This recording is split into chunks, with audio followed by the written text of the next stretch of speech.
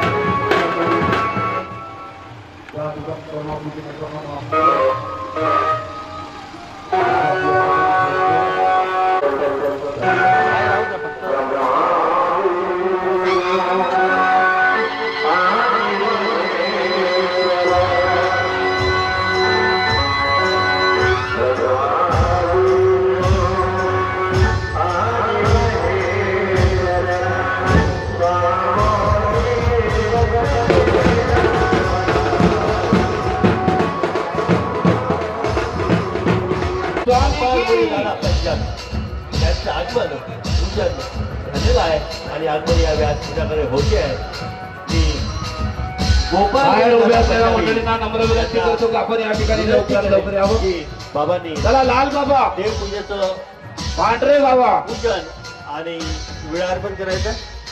सर्व संतांना नम्र विनंती करतो की आपण या ठिकाणी लवकर विशेषाला गंध टिळा पुष्प समोर आहे समोर समोर या अर्पण मागची मंडळी समोर बसा आणि विळा समर्पित केला जाईल।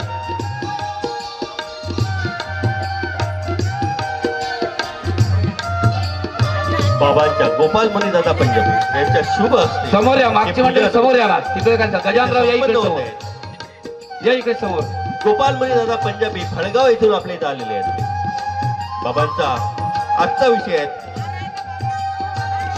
श्रीकृष्णाची बसा ना या ना कर्म आणि कर्तव्य। या इकडे बसून जा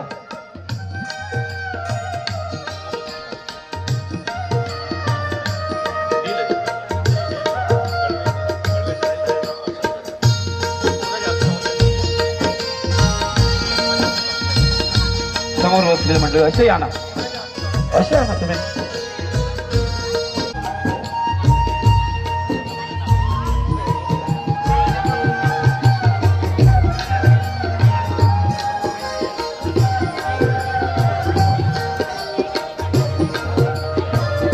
बाबांच्या शुभ असते पुष्पाचं बाबांच्या शुभ असते बाबांच्या करकमलाने या ठिकाणी उद्घाटन होते। दीप म्हणजे ओजस्विता दीप म्हणजे तेजस्विता अंधाराकडून प्रकाशाकडे जाण्याचा मार्ग म्हणजे झालेला आहे। मी बाबांना विनंती करेल की आपण या विचारपीठावर स्थानापन्न व्हायचं आहे गोपाल मुनी दादा पंजाबी आणि मी विनंती करतो आपल्या या पंचकृतीशील मान्यवर आदरणीय नारायणरावजी असलकर सचिव सर्वोदय प्रगती संस्था अमरावती यांनी सुद्धा या विचारपीठावर स्थानापन्न व्हायचं आहे। या विष्णूजी इंगळे आपण व्यासपीठावर यायचं। विष्णूजी इंगळे आपण व्यासपीठावर यायचं। या लवकर आपल्याला विनंती आहे आपण व्यासपीठावर यावं।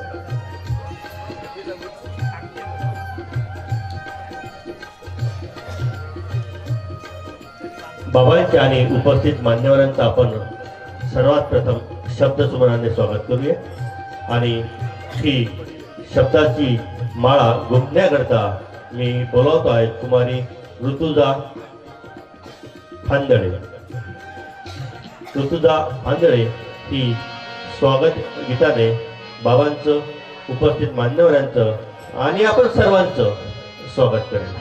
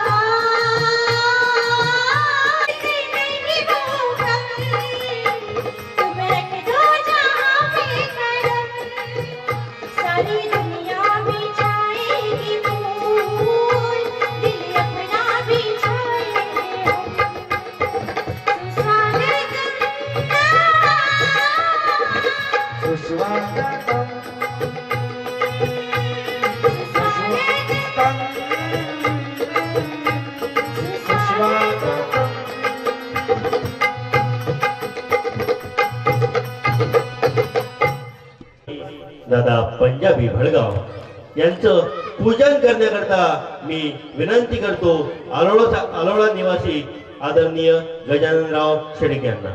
गजाननराव शेळके, मनोहररावजी पावळे आपण व्यासपीठावर स्थानापन्न व्हायचं.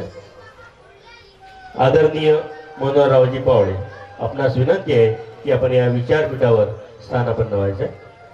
या. आमची विनंती आहे आपण कृपया या विचारपीठावर स्थानापन्न व्हायचं.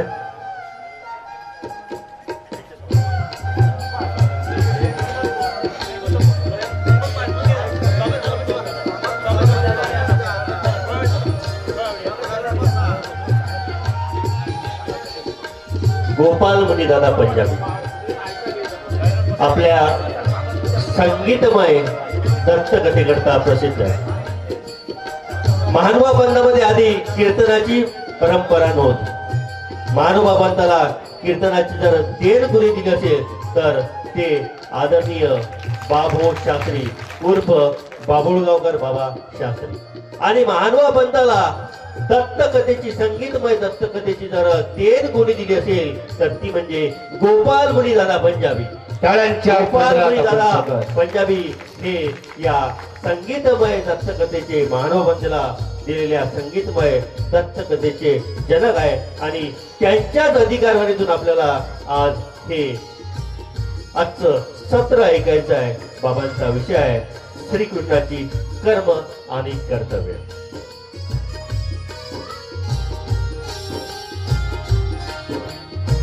त्यानंतर ज्यांच्या प्रमुख उपस्थितीमध्ये हे तिसरं पुष्प आज येथे गुंफल्या जाणार आहे असे आदरणीय नारायणरावजी असलकर सचिव सर्वोदय प्रगती संस्था यांच्या स्वागताकरता मी विनंती करतो श्रीरामजी वानखळे यांना. आदरणीय श्रीरामजी वानखळे हे आपल्या शुभ हस्ते आदरणीय नारायणरावजी असलकर सचिव सर्वोदय प्रगती संस्था यांचं स्वागत करेल. श्रीरामजी वानखळे.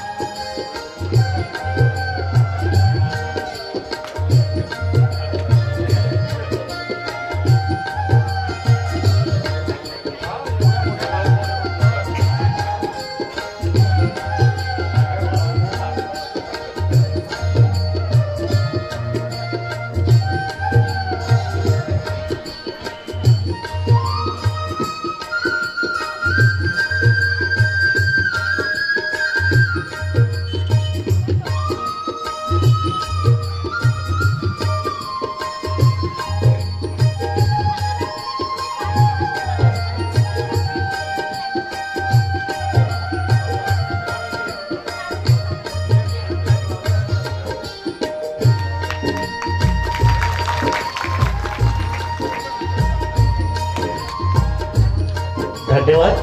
मी प्रकाशरावजी सोनार यांना विनंती करतो की आपण आपल्या शुभ हस्ते आदरणीय गणवे सरांचं स्वागत करत आहे. आदरणीय प्रकाशरावजी सोनारे आपणास विनंती आहे की आपण आपल्या शुभ हस्ते आदरणीय गणवे सर मुख्याध्यापक सर्वोदय विद्यालय करतगाव यांचं स्वागत करायचं आहे.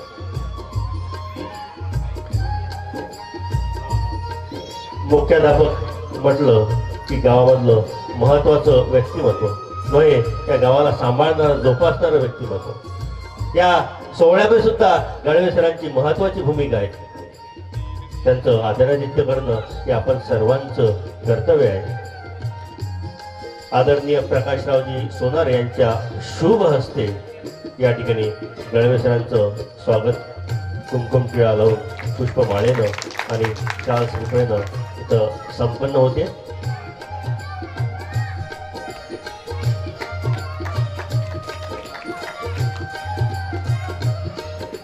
त्यानंतर विष्णूजी आदरणीय विष्णूजी इंगळे यांच्या स्वागताकरता मी विनंती करतो गोविंदराव शेळके यांना. गोविंदरावजी शेळके आपण आपल्या शुभ हस्ते आदरणीय विष्णूजी इंगळे यांचं स्वागत करायचं आहे.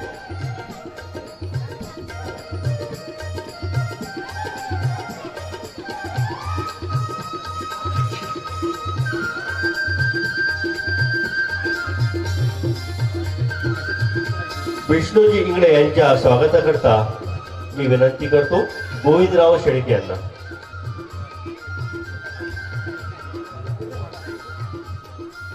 विष्णूजी इंगळे यांचं स्वागत करते आहेत गोविंदरावजी शेळके. कुमकुम टिळा, पुष्पमाळ आणि शाल श्रीफळ देऊन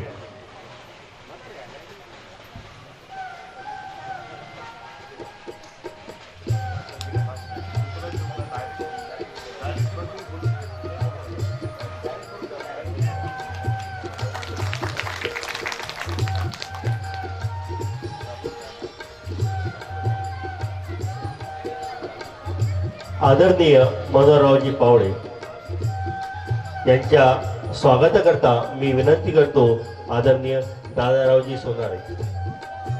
आदरणीय दादारावजी सोनारे आपण आपल्या शुभ हस्ते या व्यासपीठावर विराजमान झालेले या मानववंताचं महत्वाचं या परिसरामधलं व्यक्तिमत्व या दोन्ही येथील श्रीकृष्ण मंदिराचे अध्यक्ष आदरणीय मनोहररावजी पावळे यांचं आपण शाल श्रीफळ पुष्पमाळेनं स्वागत करायचं आहे.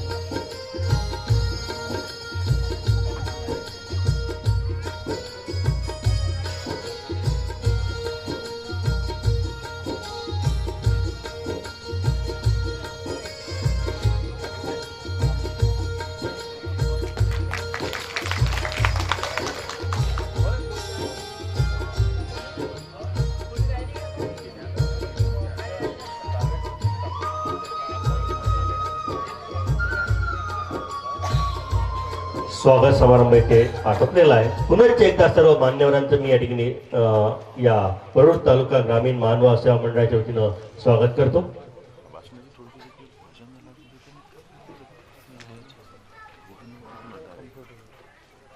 त्यानंतर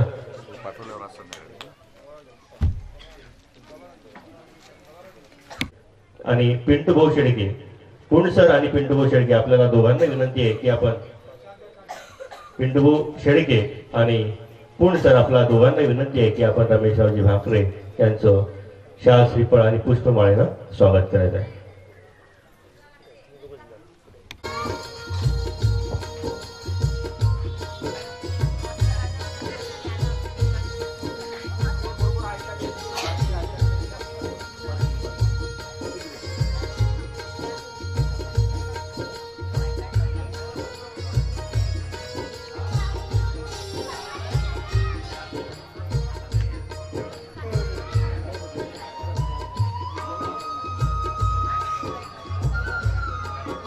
आजच्या आपल्या व्याख्यानाचा विषय आहे श्रीकृष्ण भगवंताची कर्म आणि कर्तव्य. श्रीकृष्ण आपल्या सर्वांना परिचित आहे. पंचकृष्णातील पहिले कृष्ण म्हणजे श्रीकृष्ण. पंचकृष्णातील पहिले कृष्ण म्हणजेच श्रीकृष्ण. द्वापारयुगातील परमेश्वर अवतार म्हणजेच श्रीकृष्ण. राधेचा कृष्ण, यशोदेचा कृष्ण, देवकीचा कृष्ण, रुक्मिणीचा कृष्ण, मथुरेचा कृष्ण, वृंदावनचा कृष्ण. म्हणून ब्रह्मचारी जर कोणी असेल तर सर्वात प्रथम जे नाव घेतलं जाते ते म्हणजे कृष्णाचं. द्वापार युगामधला हा अवतार आणि आपल्या कर्तव्यातून धर्म शिकवणारा हा अवतार. या रणांगणावर अर्जुनाला गीता सांगणारा हा श्रीकृष्ण अवतार. आणि म्हणून कृष्णाची कर्तव्य आणि कर्म याच्यातून कृष्णाने आपल्याला धर्म शिकवलेला आहे. तो मांडण्याकरता मी विनंती करतो आजचे प्रमुख व्याख्याते आणि या सत्राचे अध्यक्ष परमपूज्य परमहंत गोपालमुनी दादा पंजाबी. गोपालमुनी दादा पंजाबी.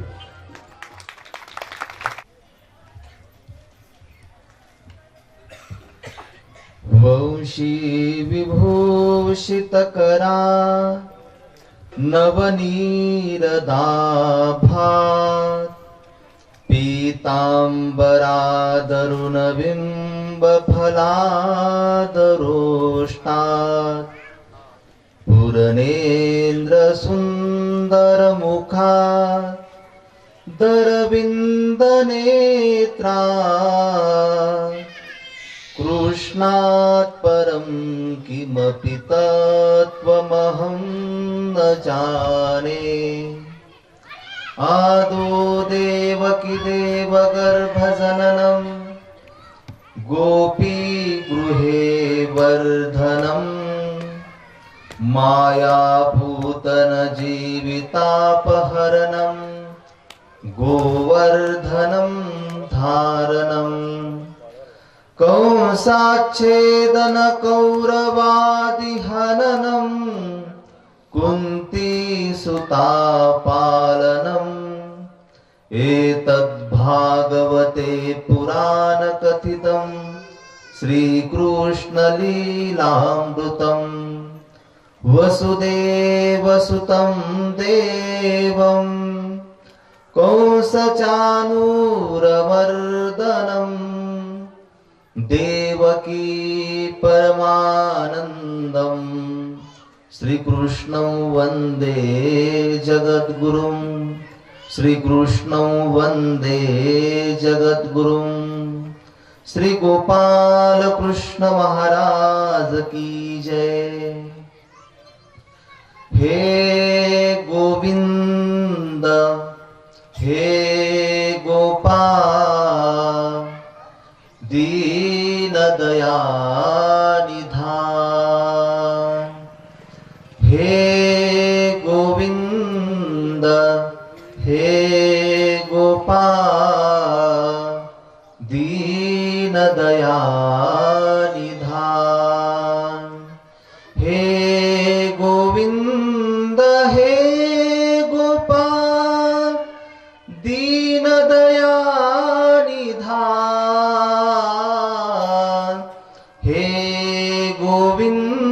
हे गोपाल दीन दयानिधान दीन दयानिधान हे गोविंद हे गोपाल दीन दयानिधान हे गोविंद हे गोपाल दीन दयानिधान दीन दयानिधान सर्वज्ञ श्री चक्रधर स्वामी की जय।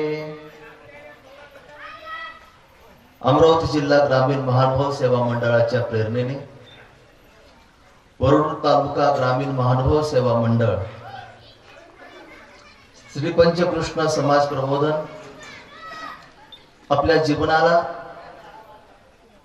एक नवीन आकार, नवीन विचार आणि नवीन दिशा देण्याचं अत्यंत महत्वाचं कार्य करीत असलेली ही एक व्याख्यानमाला,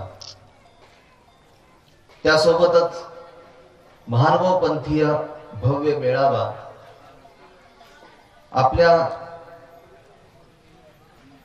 सर्वज्ञ नगर परिसरामध्ये करजगाव या गावामध्ये मोठ्या आनंदाने आणि हर्षाने आपण हा आनंदोत्सव अत्यंत आनंदाने हर्षाने साजरा करीत आहोत।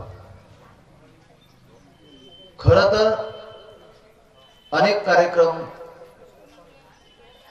वेगवेगळ्या ठिकाणी आणि वेगवेगळ्या क्षणी आपण अनुभवत असतो।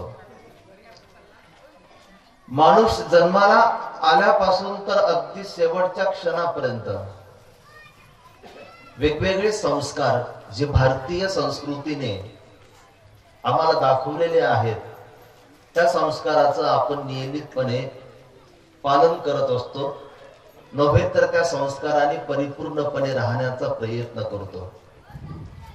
कार्यक्रम म्हटला की मंडप आला, निमंत्रण आले, जेवणावळ म्हणजे स्वयंपाक तिथं आला, मग तो वाढदिवसाचाही असतो, तो लग्नाचाही असतो, तो नामकरणाचाही असतो आणि तो दहाव्याचा सुद्धा असतो। तुम्ही सर्वजण खूप भाग्यवान आहात। याही ठिकाणी मंडप आहे, याही ठिकाणी पूर्णपणे स्वयंपाकाची जय्यत तयारी आहे, याही ठिकाणी निमंत्रण दिल्या गेलेत आणि त्याच्यावरनं अनेक मान्यवर या ठिकाणी उपस्थित झालेत। पण या कार्यक्रमातून तुम्हाला तुमच्या जीवनासाठी एक नवीन दिशा, एक प्रेरणा या कार्यक्रमाच्या माध्यमातून तिथे मिळणार आहे। आणि म्हणून करजगाव असेल किंवा पंचक्रोशीतील जी ही सद्भक्त मंडळी आहेत त्यांच्यासाठी ही अत्यंत महत्वाची पर्वणी आहे। या व्याख्यानमालेच्या माध्यमातून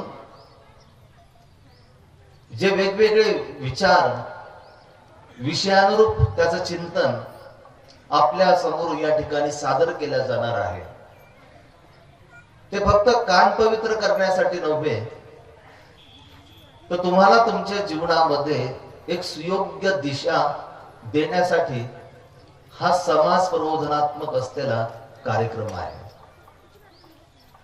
या कार्यक्रमाची प्रेरणास्थान त्यांच्या मार्गदर्शनातून आणि ज्यांच्या प्रयत्नातून हा कार्यक्रम या ठिकाणी साकार होत आहे, असे महानुभाव पंथाचे एक धडाडीचं व्यक्तिमत्व की ज्या व्यक्तिमत्वाकडे बघत असताना श्रीकृष्ण महाराजांकडे एक महत्वाचा गुण होता। जणू काही श्रीकृष्ण महाराजांची उपासना करत असताना त्या परमेश्वराचा एक महत्वाचा गुणच त्यांनी आत्मसात केला। असे आपल्या सर्वांना सुपरिचित असलेले आदरणीय, श्रद्धेय, परमपूजनीय वैरागी बाबाजी, या कार्यक्रमाला हातभार लावणारे सर्व आदरणीय सद्भक्त मंडळी, त्याचप्रमाणे वरुड तालुका ग्रामीण महानुभाव सेवा मंडळाचे सर्व पदाधिकारी, व्यासपीठावर उपस्थित असलेले सर्व मान्यवर आणि सश्रद्ध भावनेने जमलेले आपण सर्वच, खर तर आज तुमच्याशी संवाद साधत असताना, हितगुज साधत असताना, आज एका महत्वाच्या विषयावर आपण या ठिकाणी चिंतन करण्याचा प्रयत्न करणार आहोत. सूत्रसंचालन करत असताना उज्ज्वल भाऊंनी आपल्याला सांगितलं की श्रीकृष्ण महाराजांना कोणी ओळखत नाही असं या भूतलावर कोणीच नाही. श्रीकृष्ण महाराज सर्वांना परिचित आहे आणि कुठेतरी आपल्या अंतःकरणामध्ये आपल्याला भावलेली त्यांच्या या अवतार कार्यातील एखादी लीळा ही आपल्या अंतःकरणामध्ये पूर्णपणे ती गुंफलेली असते. एखाद्याला कृष्ण आवडतो तो म्हणजे चोरी करणारा कृष्ण आवडतो. एखाद्याला कृष्ण आवडतो जो सवंगड्यांसोबत खेळतोय, बागडतोय, विट्टी दांडूचा तिथं खेळ करतोय, अशा पद्धतीचा एक कृष्ण एखाद्याला तिथं आवडतो. एखाद्याला कृष्ण आवडतो की जो 60 लाख लोकांच्या गर्दीमध्ये भगवद्गीतेचं निरूपण करणारा. श्री गोपाल कृष्ण महाराजांचं अवतार कार्य अशा पद्धतीचं हे विलक्षण आहे, सामर्थ्याने नटलेलं आहे की त्या श्रीकृष्ण भगवंताला आज 5,500 वर्ष झाले, परंतु त्या श्री गोपाल कृष्णाला आजपर्यंत परिपूर्णपणे कोणीही जाणू शकलेलं नाही. आम्ही श्रीकृष्ण महाराजांना जाणलं, आम्ही श्रीकृष्ण महाराजांना ओळखलं, त्यांचा परिचय करून घेतला, एक छोटासा भाग त्यांचा अवतार कार्याचा. पण परिपूर्ण श्रीकृष्ण भगवंताचा अवतार हा आजही आम्हाला तिथं समजलेला नाही. 5,500 वर्ष झाले आणि 5,500 वर्षानंतर आजची प्राप्त परिस्थिती अशा पद्धतीची आम्हाला बघायला मिळते. अगदी सहजरितीने आम्ही म्हणू लागतो की जुने जाऊ द्या, मरणा लागुनी जाळुनी किंवा पुरुनी टाका. आजच्या तरुण पिढीकडे हा वसा सोपवत असताना ते अगदी स्वाभाविकपणे तिथं म्हणतात की 5,500 वर्ष झाले, तुम्ही कुठपर्यंत धरून बसतायत ते. आताच टेक्निकल युग आहे, विज्ञाननिष्ठ असलेलं हे युग आहे. आज पाश्चिमात्य संस्कृतीचं अनुकरण करत असताना आम्ही इतके पुढे निघून गेलेलो आहोत की आम्हाला पाठीमागं वळून बघण्यासाठी एक क्षण सुद्धा उसंत तिथे मिळत नाही की पाठीमागं वळून बघावा, आमचा इतिहास आम्ही बघावा आणि तो व्यवस्थितरित्या आम्ही तिथं समजून घ्यावा. खरं तर असं आहे की पुढे आम्ही नुसते फक्त धावतच बसलेलो आहोत, पण पळत असताना नेमकं आम्हाला थांबायचं कुठे याचा विवेक आम्हाला मात्र माहिती नाही. त्याचा ब्रेक नेमका लावायचा कुठे तो आम्हाला माहिती नाही. पाश्चिमात्य संस्कृतीचं अनुकरण आणि या 21व्या शतकाच्या या वर्तमान परिस्थितीमध्ये जे टेक्निक आपल्याला वेगवेगळ्या प्रकारचे अनुभवायला मिळतात त्यातून आपण फक्त पळतच सुटलेलो आहोत. पण अध्यात्म आपल्याला सांगतं की पळत असणाऱ्या माणसाने नेमकं कुठे थांबा त्यांनी पकडला पाहिजे. अशी कोणती जागा की त्या जागेवर त्यांनी स्थिर राहिलं पाहिजे, त्या जागेवर त्यांनी थांबलं पाहिजे. आणि मग अशा तरुण पिढीकडे जेव्हा आम्ही श्रीकृष्ण महाराजांना त्यांना सांगतो की 5,500 वर्षापूर्वी अशा पद्धतीने हे अवतार कार्य झालेलं आहे, ते म्हणतात त्याच्याशी आता आम्हाला काय तिथं करायचं. त्यांचं बोलणं अगदी स्वाभाविक आहे, कारण श्रीकृष्ण भगवंताला आम्ही जगासमोर मांडत असताना आम्ही फक्त त्याच्या कथाच करत बसलो. त्या श्रीकृष्ण भगवंताला 7 दिवसामध्ये लोकांसमोर मांडायचं, त्याच्या नानाविध तऱ्हेच्या लीळा फक्त समजावून सांगायच्या. पण तो श्रीकृष्ण आजच्या तरुण पिढीच्या हृदयामध्ये राहिला पाहिजे, त्याच्या अंतःकरणामध्ये राहिला पाहिजे. अशा पद्धतीने श्रीकृष्ण महाराजांना आपण कधीच समोरच्या व्यक्तीला समजावून सांगितलेलं नाही. आम्ही फक्त श्रीकृष्ण महाराजांची मंदिरं बांधण्यामध्ये स्वतःला धन्य समजतो.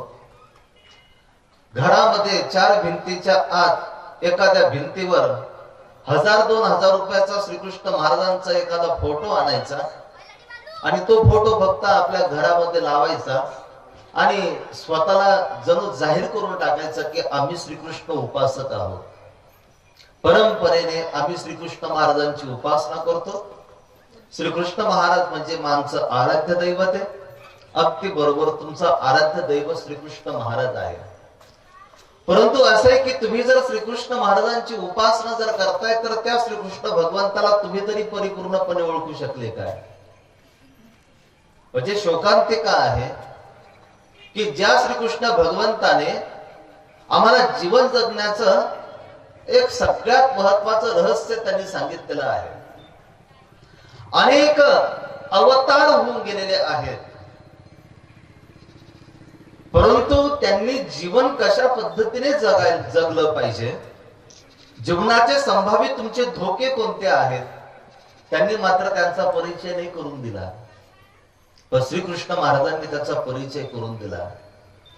आज तोच श्रीकृष्ण, त्यातलं तत्व आम्ही बाजूला ठेवलं आणि सांगत असताना दुःख या गोष्टीचं आहे की ज्या भूमीवर श्रीकृष्ण महाराज खेळले बागडले, ज्या भूमीवर त्यांनी अवतार धारण केला, आम्ही त्याच भूमीतले लोक त्या श्रीकृष्ण महाराजांना फक्त मनोरंजनापुरतं फक्त आम्ही वापरून घेतो. आजही एखादं लोकनाट्य जर तमाशा मंडळ जर असेल तर जोपर्यंत श्रीकृष्णाचं एखादं नाट्य केलं जात नाही तोपर्यंत त्यांचं ते मंडळ यशस्वी नाही होत. आम्ही सर्वजण श्रोते म्हणून तिथं जातो आणि मग ती कुठली तरी मावशी असते, तरी सोंग पकडलेलं, कुठला तरी लहान पोरगा असतो की त्यांनी श्रीकृष्ण महाराजांचा वेश धारण केलेला, आणि मग आम्ही आमच्या तरुण पिढीच्या समोर, या श्रीकृष्ण उपासकांच्या समोर तो श्रीकृष्ण आम्ही अशा पद्धतीने दाखवतो की तो श्रीकृष्ण लहान असलेला, मोठी असलेली त्याची वयाने असलेली मावशी, तो तिचा विचार नाही करत, ही माझ्यापेक्षा मोठी आहे, आणि मग तो काय करतो की तिची थट्टा करतो, तिची मस्करी करतो. आणि जसं जसं तो थट्टा करू लागतो, जसं जसं तो मस्करी करू लागतो, सगळे श्रोते जण हसत बसतात की बघा काय थट्टा चालू आहे तिथं. हसत असताना थट्टा तुम्ही तुमच्या आराध्य देवताची थट्टा आपण करत आहोत. जर आपणच श्रीकृष्ण महाराजांना एक मनोरंजनाच्या साधनाने जर बघत जर असाल तर तो वसा पुढच्या पिढीपर्यंत, पुढच्या पिढीला आम्ही सक्षमतेने तो आम्ही कशा पद्धतीने देऊ. आज काळाची गरज आहे की श्रीकृष्ण महाराज आम्हाला एक वेगळ्या पद्धतीने समजून घेणं गरजेचं आहे. तुम्ही त्यांच्या लीळा बघितल्या, तुम्ही त्यांचे नानाविध अशा प्रकारचे सामर्थ्याने परिपूर्ण असलेले तुम्ही त्यांच्या अद्भुत अशा लीळा बघितल्या, पण त्या लीळेचा हेतू समजणं सुद्धा तितकंच गरजेचं आहे. जो श्रीकृष्ण महाराज भगवद्गीतेमध्ये अगदी स्पष्टपणे सांगतात की यदा यदा हि धर्मस्य ग्लानिर्भवति भारत, जेव्हा जेव्हा धर्माला ग्लानी येते तेव्हा तेव्हा मी काय करतो की येथे अवतार धारण करतो, आणि मग तो श्रीकृष्ण भगवंत फक्त एखाद्याची थट्टा करण्यासाठी, दही दूध चोरी म्हणजे ते चोरण्यासाठी, फक्त तेवढ्यासाठीच काय या श्रीकृष्ण महाराजांनी अवतार धारण केला काय, हा आपणच स्वतःला प्रश्न विचारणं गरजेचं आहे. श्रीकृष्ण महाराजांना आम्ही फक्त मंदिरापुरतं मर्यादित ठेवलं. त्या श्रीकृष्ण महाराजांनी निरूपण केलेलं भगवद्गीतेचं एखादं पुस्तक आमच्या जवळ जर असेल तर ते पुस्तक फक्त आम्ही आमच्या कपाटात फुलं वाहण्यापुरतं ते मर्यादित ठेवलं, आणि मग गीता जयंती सारखा एखादा उत्सव असला की तेवढ्या पुरतं ते पुस्तक फक्त बाहेर काढायचं, त्याला गंधाक्षता लावायची, त्याच्यावर फुलं व्हायचे, पुन्हा वर्षभरासाठी ते पुस्तक कपाटामध्ये बंद करून ठेवायचं. या व्यतिरिक्त आम्ही त्या पुस्तकांमध्ये जे जीवन जगण्याचं तत्व सांगितलेलं आहे त्या तत्वाला आम्ही कधी समजून घेण्याचा प्रयत्न केला नाही. फक्त आम्ही लोकांसमोर सांगायचं बास आमचा हिंदूंचा धर्मग्रंथ जर कोणता जर असेल तर तो म्हणजे भगवद्गीता. पण या भगवद्गीतेतला जर एखाद्या श्लोकाचा अर्थ सांगा जर म्हटलं तर आपण अगदी स्पष्टपणे म्हणतो आम्हाला काय माहित नाही, वैरागी बाबांना विचारा. त्याच्यामध्ये त्यांना सगळं माहिती, आमच्याजवळ फक्त पुस्तक आहेत, याच्याशिवाय आम्हाला दुसरं काही माहिती नाही. अगदी आम्ही अशा पद्धतीने स्पष्ट उत्तर तिथं देऊ लागतो. आणि म्हणून वैरागी बाबांनी जेव्हा आम्हाला विचारलं की विषय कोणता द्यायचा व्याख्यानमालेसाठी, मी वैरागी बाबांना म्हटलं चला आपणच होऊया श्रीकृष्ण, अशा पद्धतीचा आपण विषय देऊया ना. वैरागी बाबा म्हटले की तुम्ही काय सर्वांना श्रीकृष्ण महाराज करायला चालले काय? मी म्हटलं काय हरकत आहे, आपण श्रीकृष्ण बनवूयात, गरज आहे. आज श्रीकृष्ण नाही, आणि आज श्रीकृष्ण नाही म्हणून आज समाजामध्ये, आज वर्तमान परिस्थितीमध्ये भयग्रस्त अवस्थेमध्ये आपण जीवन जगत आहोत. त्या श्रीकृष्ण महाराजांकडे बघत असताना आज जी परिस्थिती आपण अनुभवतो अगदी त्याच्याही पेक्षा कितीतरी ज्वलंत अशी परिस्थिती तेव्हा होती, तेव्हा सुद्धा परिस्थिती होती. पण श्रीकृष्ण भगवंताकडे एक आत्मविश्वास होता, जीवन जगण्याचा एक मूलमंत्र त्यांच्या जवळ होता. मी आज श्रीकृष्ण महाराजांना तुमच्या समोर मांडत असताना ते ईश्वरी अवतार आहे, अगदी त्रिकालबाधी सत्य की श्रीकृष्ण महाराज ईश्वरी अवतार आहे. पण 1.5 तासासाठी मी तुमच्या समोर श्रीकृष्ण महाराज मांडत असताना मी एक व्यक्ती म्हणून, एक श्रेष्ठ, एक ज्ञानी व्यक्ती म्हणून मी तुमच्या समोर श्रीकृष्ण महाराज तिथं मांडणार आहे. श्रीकृष्ण महाराजांकडे आत्मविश्वास आहे, आणि जीवन कशा पद्धतीने जगायचं, त्याची चातुरी कशा पद्धतीने असली पाहिजे, संभावित धोके कोणते कोणते आहेत, हे श्रीकृष्ण महाराजांनी आधी सगळं तपासलेलं आहे. आणि म्हणून एखादा मोठा दैत्य जरी श्रीकृष्ण महाराजांना संपवण्यासाठी आला असेल, लहान असलेल्या श्रीकृष्ण महाराजांना एखादा मोठा दैत्य जरी संपवण्यासाठी आला असेल, श्रीकृष्ण महाराज हतबल झाले नाहीत, घाबरले नाहीत, कोसळले नाहीत. त्यांचा बीपी कधी वाढला नाही घाबरल्यामुळे, कधी कोणाला शरण गेले नाही, कधी एखाद्याचा दाराची कडी त्यांनी वाजवली नाही. कसंही कर, तो आलाय, मला संपवण्यासाठी आलाय, मी मात्र काहीच करू शकत नाही, मी अजून खूप लहान आहे, शक्तीहीन आहे, सामर्थ्यहीन आहे, आणि म्हणून कसंही कर, तू मला तिथं वाचव. किंवा त्या काळामध्ये श्रीकृष्ण महाराजांनी, जर त्या काळामध्ये पोलीस स्टेशन वगैरे नव्हते, एखाद्या पोलीस स्टेशन मध्ये काही FIR वगैरे त्यांनी नोंदवली नाही, त्या व्यक्तीपासून मला त्रास होतोय आणि कसंही करून तुम्ही मला वाचवा, माझं रक्षण करा, असं श्रीकृष्ण महाराजांनी केलेलं नाही. त्याचं कारणच असं की जगत असताना या जीवनामध्ये संभावित धोक्यांना श्रीकृष्ण महाराजांनी ओळखलेलं होतं, त्याचा त्यांना परिचय होता. आणि असं आहे की आपल्याही जीवनामध्ये असे नानाविध संकट असतात. दुःख कोणाला नाही, दुःख तर सगळ्यांनाच असतात. तुम्ही इथं बसला, दुःखामध्येच तुम्ही बसलाय. ज्यांची ऐकण्याची मनस्थिती नसेल, ज्यांनी नाश्ता केला नसेल, ते म्हणत असतील एक तर आले बाबा, उशिरा आले ना, आता कधी संपवतात काय माहिती. दुःखामध्येच तुम्ही बसलेले असणार. एखादे जेवण करून बसलेले असणार, सुस्ती आलेले असणार, म्हणणार की प्रवचन बरं वाटतंय पण आता डोळे लागतायत, कोण बघते आपल्याला, थोडस डुलकी घ्यायला काय तिथं हरकत आहे. नाही, पण वैरागी बाबा समोर बसलेत, त्यांनी जर आपल्याला बघितलं तर दुःखातच आपण आहोत ना. सगळेजण आपण दुःखामध्ये आहोत, फक्त दुःखाची रूप वेगवेगळ्या पद्धतीची आहेत. तुम्ही कल्पना करा की तुम्हाला इथून नागपूरला जायचंय, आता इथून तुम्हाला जायचंय कोणत्या गावाला, वरुडला तुम्हाला जायचं आहे. गावातून तुम्ही निघालात, कोणाची मोटरसायकल तर दिसत नाही ना, जाऊ तिथपर्यंत बसून.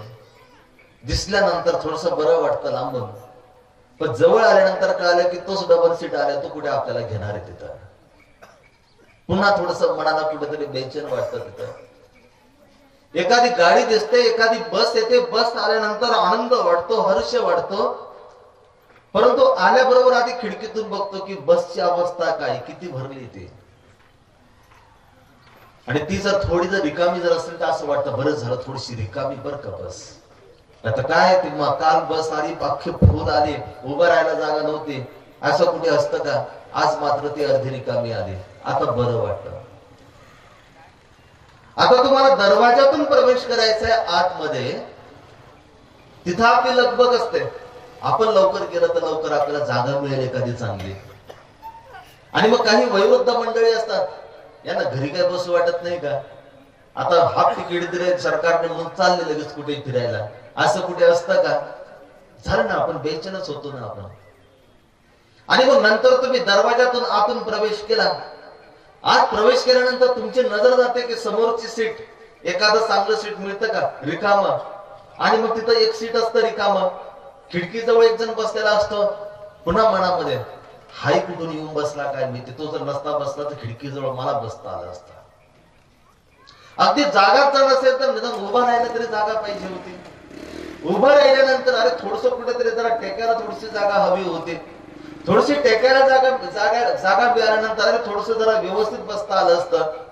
आता थोडस व्यवस्थित बसता येते म्हटल्यानंतर अरे जर खिडकी मिळाली असतं तर किती चांगलं झालं असतं. आपलं जीवन हे अशाच पद्धतीने दुःखाने हे परिपूर्णपणे भरलेलं आहे. आपल्या जीवनात हीच तर सगळ्यात मोठी व्यथा आहे. तुम्ही घरात असाल, बाहेर असाल, कुठेही असाल, सर्वजण व्यथेने परिपूर्ण तिथं आहात. श्रीकृष्ण भगवंताची उपासना करत असताना श्रीकृष्ण भगवंताचे जे कर्म आहेत आणि ज्या कर्माला श्रीकृष्ण भगवंतानी जपलेलं आहे, कर्म आणि कर्तव्य, कर्मानंतर त्यांनी त्यांचं कर्तव्य कशा पद्धतीने जपलेलं आहे त्या विषयाला समजून घेत असताना मी आपल्याला हा एक महत्वाचा मुद्दा तिथं सांगितला की श्रीकृष्ण भगवंताच्या बालपणाच्या या चरित्रामध्ये श्रीकृष्ण भगवंत कधीही बेचैन झालेले नाही, प्रसन्न आहे. तुम्ही तुमच्या घरामध्ये श्रीकृष्ण भगवंताचा फोटो लावतात ना, खरं तर पूजा करण्यासाठी तुम्ही कधीच कोणाचे फोटो लावत नसतात. आमच्या भारतीय संस्कृतीने एवढं सांगितलं की त्याची पूजा करावी वगैरे हे करावी. मी त्याच्या आधीच गणित तुम्हाला सांगतो की घरामध्ये जे फोटो लावले जातात ते फोटो पूजा करण्यासाठी मुळीच नसतात. तो देवाचा जरी असला तरी त्या फोटोची पूजा करायची नसते. तो एखाद्या संताचा असला तरी त्याची पूजा करायची नसते. तो एखाद्या देवतेचा असला तरी त्याची पूजा करायची नसते. गंध अक्षतेने काही पूजा परिपूर्ण होईल का? खरी तर पूजा तीच आहे की ज्याचा फोटो तुम्ही तुमच्या घरामध्ये लावलेला आहे त्यांनी त्याचं जीवन कशा पद्धतीने साकार केलं आणि ते जीवन साकार करत असताना तुमच्यासाठी काय महत्वाचा दिव्य संदेश दिलेला आहे आणि त्याच्या दिव्य संदेशा पद्धतीने त्याप्रमाणे तुम्ही जीवन तुमचं विकसित करता का? जर तशा पद्धतीने जर विकसित जर करत असाल तर त्या पूजेपेक्षा स्वकर्तृत्वाची पूजा ही कधीही श्रेयस्कर आहे आणि ती कधीही चांगली आहे. आणि म्हणून माऊलींनी ज्ञानेश्वरीमध्ये एका ओळीमध्ये असं म्हटलं, तया सर्वात्मका ईश्वरा स्वकर्म कुसुमांची वीरा पूजा केली होय अपारा तोषा लागे. ते म्हटले की देवाला आपण नारळ देऊ, देवाला आपण फुलं समर्पित करू, देवाला आपण मिठाई देऊ, पण देवाला तर याची खरी गरजच नाही. देवाला तो भक्त अपेक्षित आहे, तो भक्त आवडतो. तुम्ही पैसे देऊन देवाला प्रसन्न करण्याचा प्रयत्न कराल ही तुमची समाधानी झाली, देवाची समाधानी नाही झाली. तिथं नवस केला होता आणि मग काही नाही 1111 रुपये जाऊन तिथं अर्पण करून टाकले. आता नवसातून सुटलो बरं का, की तुमची समाधानी झाली, देवाची समाधानी झाली नाही. हे तुम्ही जाहीर करून टाकलं, नवसातून मुक्त झालो म्हणजे देवाची समाधानी झाली असं मुळीच नाही. देवाला नक्की काय आवडतं? देवाला कुठला पदार्थ आवडत नाही, देवाला कुठलं फळ आवडत नाही. कधी भागवतामध्ये महाभारतामध्ये असं ऐकलं का की श्रीकृष्ण भगवंताला सफरचंद खूप आवडायचे, द्राक्षेस खूप आवडायचे, केळीच खूप आवडायची, असं कधी तुम्ही ऐकलं का? असं मुळीच नाही. हा फक्त एक संदर्भ सापडतो, पोह्याचा कण एवढा कस काय आवडला काय माहिती, की तो जबरदस्तीने मागून घेतला की कसंही करून ते पोहे आणले तेवढे तुझे. आणि विदुराच्या ज्या कण्या होत्या त्याही आवडल्या, हे दोन संदर्भ फक्त सापडतात. पण त्याच्याही पाठीमागे कारण वेगळं होतं, पण फळ मात्र कोणतं आवडत नाही. मग देवाला काय आवडतं? त्या देवाची उपासना करणारा जोही कोणी साधक आहे, त्या देवाने ज्या पद्धतीने त्याला आचरण करायला सांगितलेलं आहे, वागायला सांगितलं आहे, तशा पद्धतीने जर तो स्वतःचं आचरण जर करत जर असेल तर ते आचरण देवाला खूप प्रिय आहे आणि ते खूप आवडतं. आणि म्हणून मोठ्यापणीच्या श्रीकृष्ण महाराजांकडे त्यांचे बालमित्र बघत असताना, त्यांचे मित्र बघत असताना आपण पाहतो की अर्जुन श्रीकृष्ण महाराजांना खूप आवडलेले आहेत. का बरं आवडले? अर्जुनाने का अष्टप्रहर श्रीकृष्ण महाराजांचं नामस्मरण नाही केलं? अर्जुन आवडले यासाठी जशी दिशा श्रीकृष्ण भगवंताने अर्जुनाला दाखवली, अगदी तशाच पद्धतीने अर्जुनाने वागण्याचा, ऐकण्याचा, चालण्याचा, बोलण्याचा प्रयत्न केलेला आहे. आणि म्हणून श्रीकृष्ण महाराजांना अर्जुन हे अतिशय प्रिय आहे. तुम्हाला जर श्रीकृष्ण महाराजांची जर प्रिय जर भक्त जर बनायचं जर असेल तर आधी भगवंताने आपल्याला काय सांगून ठेवलेलं आहे तशा पद्धतीने जर जीवन जर जगता जर आलं तर निश्चितपणे आपण केलेलं कर्म सुद्धा त्या श्रीकृष्ण भगवंताला ते आवडेल. आणि म्हणून तर माऊली असं म्हणतात की तया सर्वात्मका ईश्वरा स्वकर्म कुसुमांची वीरा. ते म्हटले की भगवंताची खरी पूजा तर तीच आहे. पूजा केली होय अपारा तोषा लागे. तोष म्हणजे आनंद, संतुष्टपणा हा परमेश्वराला तेव्हाच होईल की जेव्हा त्यांनी सांगितलेल्या रस्त्याने तुम्ही चालण्याचा प्रयत्न कराल. आणि ती काळाची गरज आहे. आम्ही देवाचे भक्त फक्त बिल्ले लावण्यापुरते मर्यादित आहोत. आम्ही देवाचे भक्त फक्त या मंडळातले त्या मंडळातले करण्यामध्ये आम्ही पटईत आहोत. पण त्याच्याही पेक्षा आम्हाला देवाचं भक्त ते बनणं गरजेचं आहे की त्यांनी जी दिशा आपल्याला दाखवली ती दिशा आम्हाला स्वतः आत्मसात करता येणं गरजेचं आहे. तुम्ही एखादे रामचंद्रांचे तुम्ही भक्त आहात, विचारलं तुम्ही कोणाचे भक्त?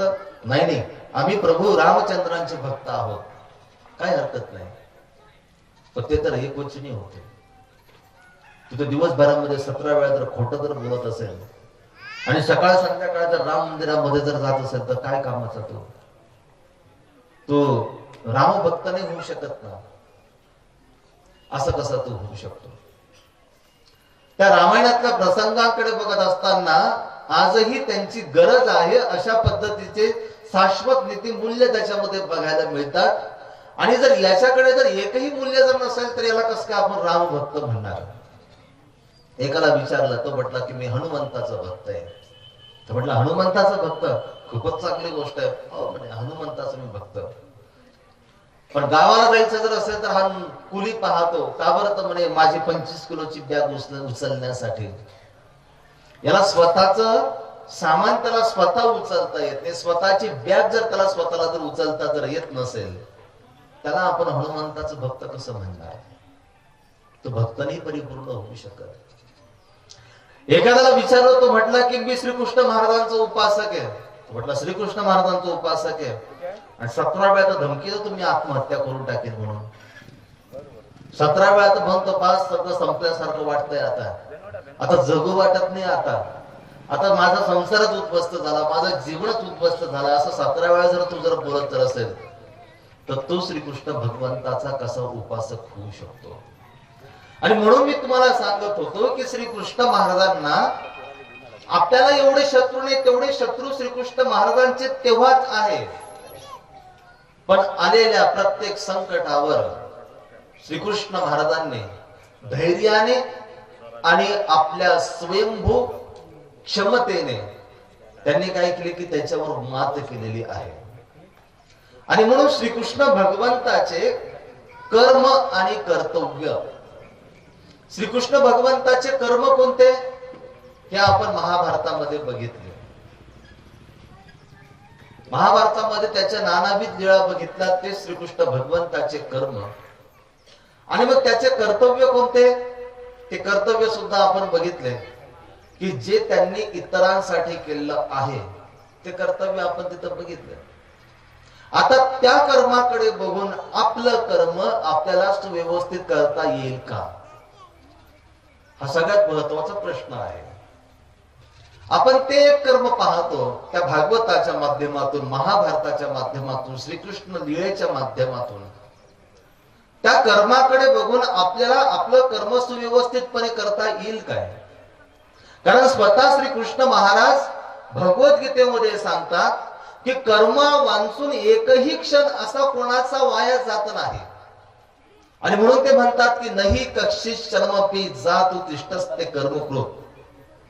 इथला जो मनुष्य आहे तो क्षणाक्षणाने कुठलं ना कुठलं तरी कर्म करत असतो. त्याचा कर्मच अशा पद्धतीने की एखादं कर्म करत असताना त्याचा मान सन्मान तिथं वाढीस लागतो, आणि एखादा असं काही तो कर्म करू लागतो की त्याला शेवटी कारागृहाच्या त्या कारागृहामध्ये, त्या दरवाजामध्ये, लॉकअप मध्ये त्याला तिथं बंद व्हावं लागतं. कर्म तर एकच होतं, पण एका कर्मामध्ये विवेक जागृत नव्हता आणि म्हणून त्याला कोठडीमध्ये जावं लागलं. आणि एका कर्मामध्ये त्याचा विवेक जागृत होता आणि म्हणून त्याचा सर्वत्र मान सन्मान तिथं झालेला आहे. तुम्ही कर्म कशा पद्धतीने करतायत, कर्माला दिशा कशा पद्धतीने देतायत. आपण सर्वजण या ठिकाणी बसलेलो आहोत. आता इथे एक सगळ्यात महत्वाचं माध्यम आहे ते म्हणजे लाईट. ती लाईट इथं मर्कुरीला जोडली म्हणून प्रकाश आपल्याला देते. तोच करंट माईकला आहे म्हणून माझा आवाज तुमच्यापर्यंत तिथं पोहोचत आहे. तीच लाईट या स्पीकरच्या ठिकाणी आहे म्हणून सर्वत्र तो आवाज तिथं पोहोचत आहे. पण चुकून जर माझा जर हात त्याच करंटला जर लागला तर इथंच मात्र माझा शेवट सुद्धा तिथं होऊ शकतो. जी ऊर्जा अनेक ठिकाणी विकसित केल्यानंतर तिचे वेगवेगळ्या प्रकारचे स्रोत आपल्याला बघायला मिळतात. पण ती ऊर्जा तिला जर न सुद्धा आपण स्पर्श जरी केला तरी ती ऊर्जा आपलं जीवन पूर्णपणे तिथं संपवू शकते. म्हणजेच काय, तुम्ही तुमचे जे कर्म तुम्ही करता त्या कर्मामध्ये जर तुमचा विवेक जर जागृत जर असेल तर केलेली कोणतीही क्रिया अगदी सुव्यवस्थितपणे तिथं होऊ शकते. श्री कृष्ण भगवंताचे कर्म आपण बघितले आणि त्याचे जे कर्तव्य आहेत, आजही आपण कर्तव्यानेच आपले जीवन जगतो ना. जीवनाला विकसित करत असताना आणि हे जीवन जगत असताना कर्मानेच तर आपण जीवन जगतोय, कर्तव्यानेच तर आपण जीवन जगतोय. आणि म्हणून आमच्या भारतीय संस्कृतीने 4 पुरुषार्थ सांगितले: धर्म, अर्थ, काम आणि मोक्ष. तुमचं सगळ्यांचं जीवन या 4 पुरुषार्थांच्याच माध्यमातून तिथं आहे. धर्म आहे, अर्थ आहे, काम आहे आणि मोक्ष आहे. जीवन जगण्याची ही 4 प्रकारची सांगितलेली चाकोरी, याच्यातला एक जरी कमी जर पडला तर आपला पुरुषार्थ तिथं कमी होऊ शकतो. या पुरुषार्थाने जीवन विकसित करत असताना, हे जीवन जगत असताना आपले सुद्धा काही कर्तव्य असतात आणि त्या कर्तव्याला पार पाडणं हे अत्यंत गरजेचं असतं. तुमचा संसार म्हणजे तुमचं कर्तव्य आहे. तुमचे मुलं बाळ त्यांना तुम्ही वाढवतात, त्यांना शाळेमध्ये तुम्ही पाठवतात. एवढंच नव्हे तर 2चे 4 हात तुम्ही त्यांचे करतात. हे सगळं तुम्ही तुमच्या कर्मामध्ये, तुमच्या कर्तव्यामध्ये तुम्ही बांधलेल्या गेलेले आहेत. तुमच्या कर्तव्यामध्ये जर तुम्ही जर थोडेफार जरी कुठे कमी जर पडले तर मग मात्र लोक तुमची स्तुती नाही करत, लोक तुमची निंदा करू लागतात. काय केलं, एवढं सगळं केलं, पण एवढं सुद्धा त्याला स्वतःच कर्तव्य नाही करता आलं. अगदी सहज रीतीने समाज, सहज रीतीने लोक बोलू लागतात. एवढंच सुद्धा आपल्या कर्तव्याला तिथं जागलेला नाही. लक्षात घ्या, श्रीकृष्ण भगवंताला सुद्धा हे कर्म आणि कर्तव्य याच्यामध्ये स्वतःला बांधून घ्यावं लागलेलं आहे. तो तर परमेश्वराचा अवतार आहे, परंतु त्या परमेश्वर अवताराला सुद्धा एक मनुष्य वेशाचा मान देऊन मनुष्याच्या देहामध्ये जर त्याने जर अवतार धारण जर केला जर आहे, त्याला सुद्धा काही कर्म आहेत आणि त्याचे सुद्धा काही कर्तव्य आहेत. श्रीकृष्ण भगवंताने असे एकही कर्तव्य लोक नाव ठेवतील असं कुठलंही कर्तव्य त्यांनी स्वतःच शिल्लक ठेवलेलं नाही. सगळे कर्तव्य त्यांनी परिपूर्णपणे तिथे केलेले आहेत. सगळ्यात महत्वाचं त्यांचं बालपणीचं कर्तव्य, की श्रीकृष्ण महाराजांचा जन्म आम्ही बघत असताना तो जन्मच अशा कठीण परिस्थितीमध्ये झालेला आहे की फक्त त्याला संपवण्यासाठी त्याचा जन्म कधी होतो म्हणून वाट बघणं सुरू आहे. तुमच्या घरी जन्म होतात ते जगवण्यासाठी होतात, पण श्रीकृष्ण महाराजांचा जन्म होतच असताना कधी त्याचा जन्म होतो आणि कधी त्याला संपवतो, यासाठी तर त्याची फक्त वाट बघणं चालू होते. घर भेदी असतात ना, बाहेरचे शत्रू, बाहेरच्या शत्रूंना परतावून लावणं अगदी सोपं असतं, पण जेव्हा घरामध्येच आपले शत्रू निर्माण होतात ना, तेव्हा घरातल्या शत्रूंना परतावून लावणं हे काय फार एवढं सोपं काम नाही. आणि त्या श्रीकृष्ण भगवंताच्या घरामध्ये घरचेच आता शत्रू झालेले होते, संपवण्याची भाषा करत होते. नव्हे तर क्षणोक्षणी वाट बघत होते की कधी आपला जन्म होतो आणि कधी याला आम्ही संपवून टाकतो, याची ते वाट तिथं बघत होते. अशा प्रतिकूल परिस्थितीमध्ये झालाय तो जन्म श्रीकृष्ण महाराजांचा. कुठल्या हॉस्पिटलमध्ये नाही झाला, कुठल्या हॉस्पिटलमध्ये नाही झाला. काळोख असलेला, बंद असलेला कारागृह, की ज्याचे दरवाजे बंद आहेत, अशा ठिकाणी श्रीकृष्ण भगवंताचा जन्म होतोय. जन्म झाल्यानंतर त्याचे दिव्य लीळा आपण बघितल्या, पण त्या श्रीकृष्ण भगवंताचं एक सर्वात महत्वाचं कार्य मला आवडलं, की ते त्याचं कर्तव्य होतं आणि त्या कर्तव्याला श्रीकृष्ण महाराज जागृत तिथं राहिलेले आहेत. सगळ्यात महत्वाचं त्या अवताराला धारण केल्यानंतर, स्वीकारल्यानंतर सगळ्यात महत्वाचं कर्तव्य त्यांनी केलं. जे जे कोणी श्रीकृष्ण महाराजांचे उपासक आहेत त्यांनी लक्षात ठेवण्यासारखी गोष्ट आहे. आज वर्तमान परिस्थिती एवढी भयावह झालेली आहे की तुमचेच घर किती कोसळून गेलेले आहेत, डगमगलेले आहेत, हे तुम्हाला सुद्धा तिथं माहिती नाही. आज ज्या घरामध्ये प्रचंड पैसा आहे, श्रीमंती आहे, शिक्षणाचा सुद्धा दर्जा उंचावलेला आहे, त्या घरातले वयोवृद्ध लोक असतात कुठे, तर म्हणले वृद्धाश्रमामध्ये असतात. एखाद्या वेळेला वृद्धाश्रमामध्ये जाऊन बघा आणि विचारून बघा तिथल्या लोकांना की तुमची मुलं काय करतात. कोणी असं म्हणत नाही की आमची मुलं शेती काम करतात, आमची मुलं छोट्याशा एखाद्या दुकानामध्ये काम करतात, रोजीरोटी बिचारे आपले कसे तरी कमवतात, असं कोणी म्हणत नाही. उत्तर तर खूप त्यांचे मोठे ठरलेले असतात. त्यांना जर विचारलं तुमचे मुलं काय करतात, तर म्हणतात आमचा मुलगा वकील आहे, आमचा मुलगा डॉक्टर आहे, आमचा मुलगा प्राध्यापक आहे. जर एवढे जर मोठे जर त्यांचे जर मुलं आहे, तर मग तुम्ही वृद्धाश्रमामध्ये का? ते म्हणतात काय करतात, आमचं जीवन खोट आहे, त्याला काय करायचं. त्याचं जीवन नाही, पण आमचं जीवन खोट आहे. आणि वृद्धाश्रमामध्ये जाताना आम्हाला बघायला मिळतात.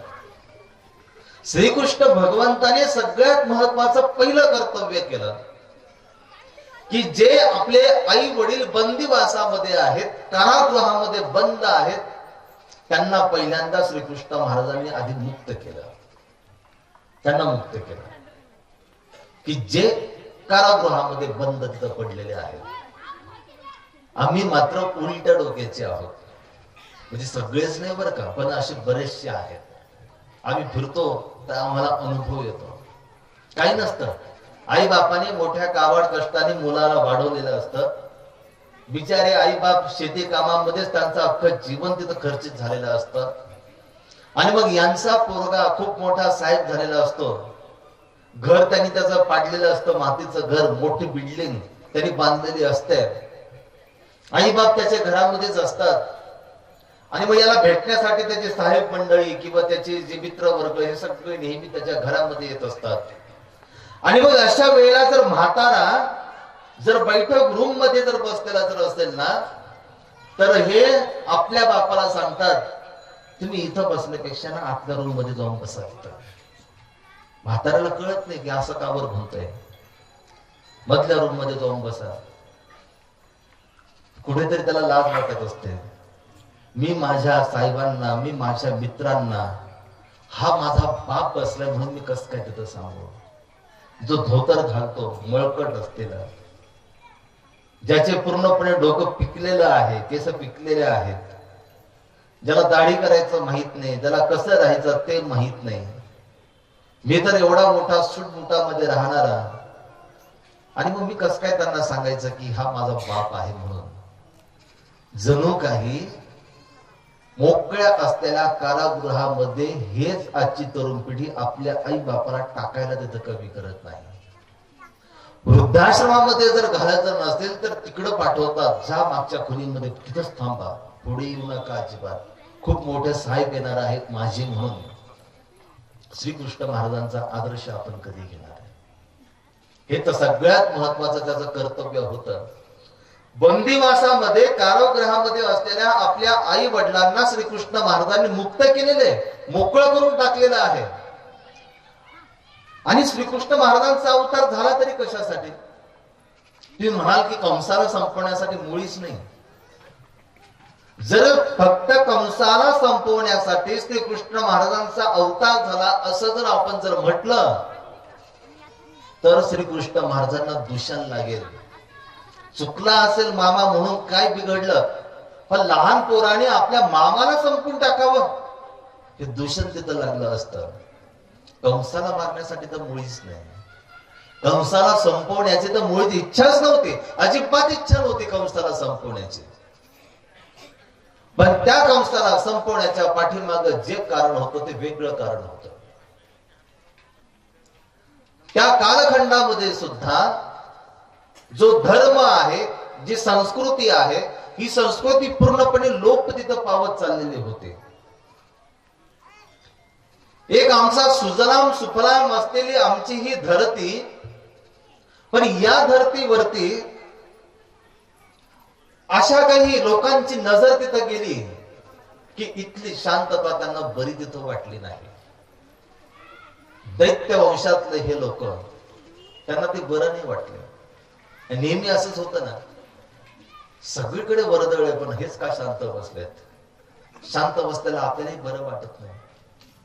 आता एखादा जर बसला असेल ना शांततेने, एखादा लगेच काय एवढा बसला, ऐकत बसला होता का झोपला होता सांग बरं.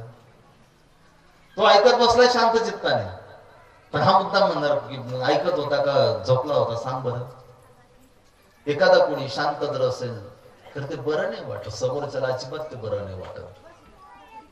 त्या कालखंडामध्ये हे हस्तिनापूर, हे मथुरा अत्यंत शांत असलेले राज्य. या राज्यामध्ये कुठलीच लढाई नाही, कुठलं युद्ध नाही, कोणाचं आक्रमण नाही, अजिबात आक्रमण नाही. इथली जी प्रजा आहे ही प्रजा सुद्धा अत्यंत सुखाने, राजाश्रयाने जरी राहत असली तरी राजा त्या प्रजेवर प्रेम करणारा असल्यामुळे, प्रजेच्या सुखदुःखामध्ये सहभागी होत असल्यामुळे प्रजा सुद्धा अगदी प्रसन्न होती, संतुष्ट होती. पण ग्रहण लागलं आणि हे सगळ्यात पहिल्यांदा बघितलं की तो म्हणजे जरासंध. मुळातच कपट वृत्तीचा, राक्षसी जी प्रवृत्ती आपण म्हणतो त्या प्रवृत्तीचा, त्याला ते बरं नाही वाटलं. एवढं मोठं वैभव यांचं, आणि एवढं मोठं वैभव असून सुद्धा किती प्रसन्नता आहे इथं. अशी प्रसन्नता कुठेच अनुभवायला मिळत नाही. आणि मग यांच्यावर हल्ला कसा करायचा. आणि लक्षात ठेवा, चाणक्यांनी सुद्धा सांगितलेलं आहे की जेव्हा तुमच्या घरामध्ये बाहेरच्यांशी नातं जेव्हा तुम्ही जोडत नाही ना, तेव्हा तुमचं घर अगदी प्रसन्न राहतं. पण दुसऱ्या देशातल्याशी एखाद्याचं जेव्हा तुम्ही नातं जेव्हा जोडतात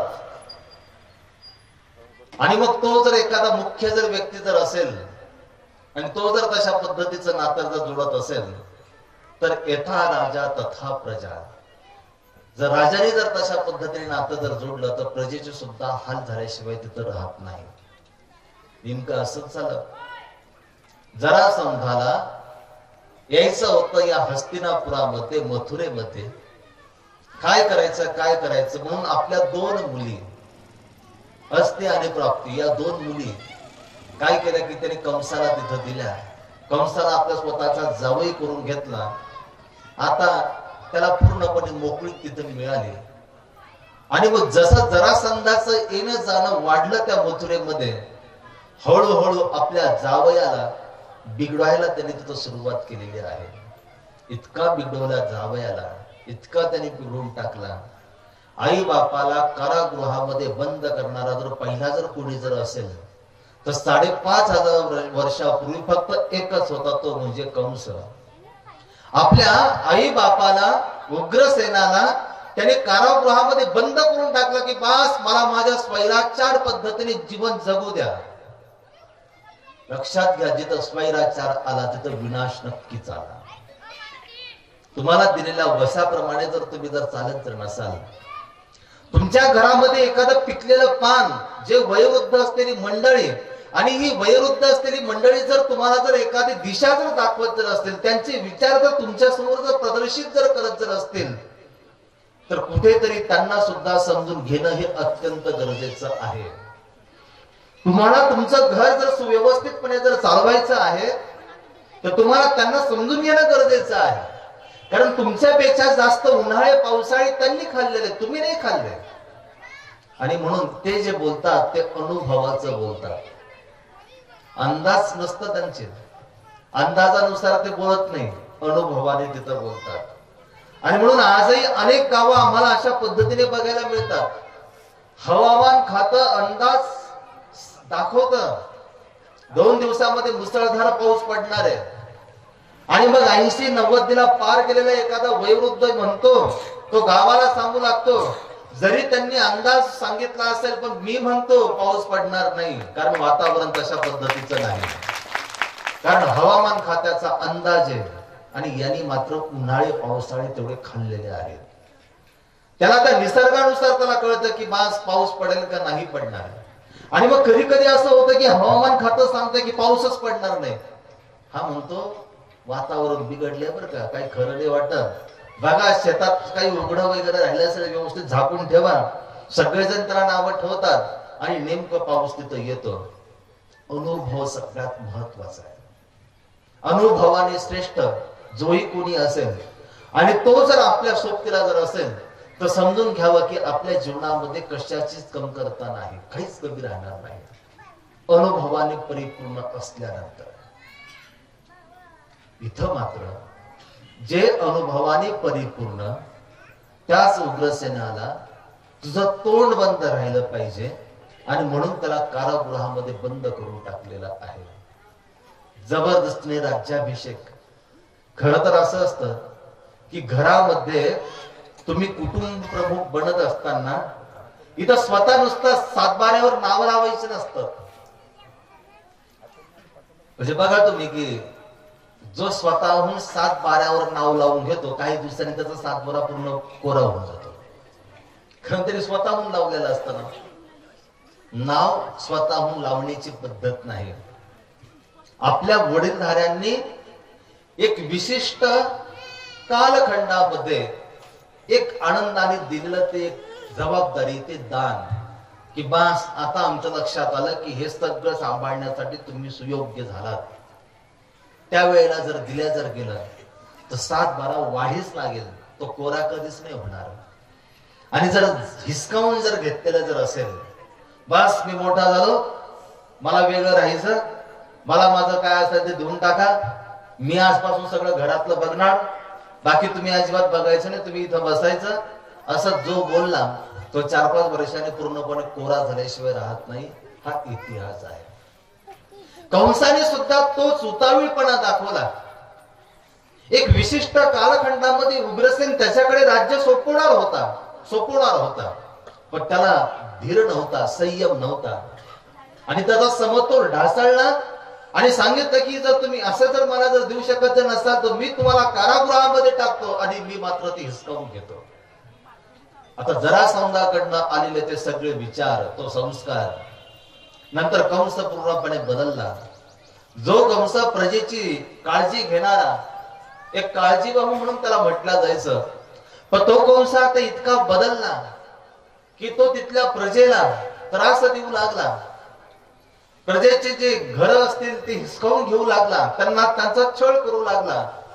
प्रजा पूर्णपणे त्रासून गेली या कंसाच्या वर्तनाकडे बघून.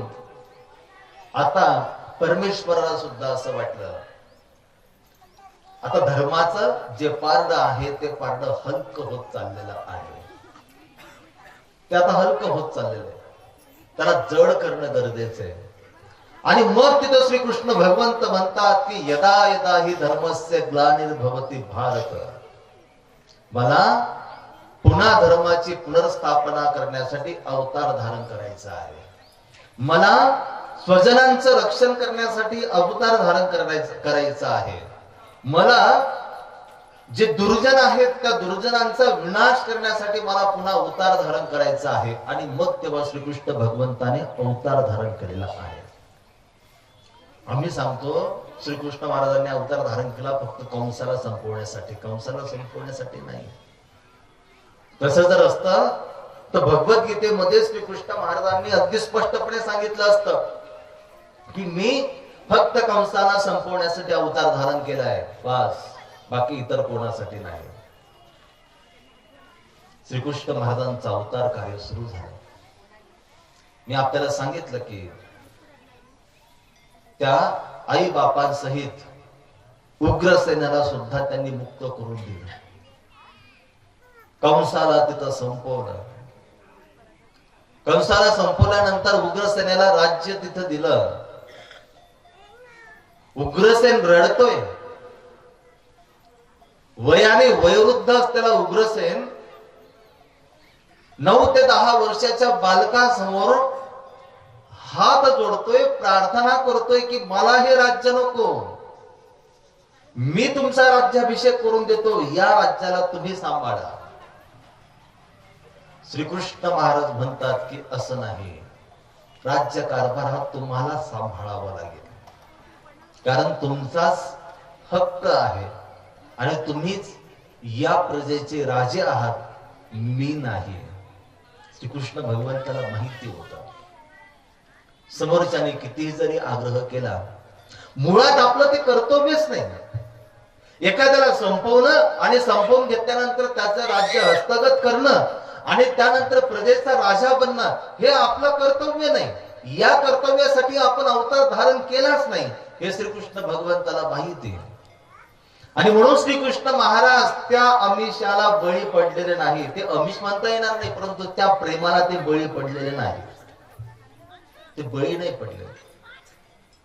त्या जागी जर आपण जर असतो आणि जर अशी जर कोणी जर विनंती जर केली जर असते, आपण म्हटलं असतं काय लॉटरी लागली बा चांगली, सगळं काही ऐकतच मिळतंय, थोडस काम केलं याने तर मला सगळं तिथं देऊन टाकलं, काय मला चांगली लॉटरी मिळाली, असं आपण म्हटलं असतं.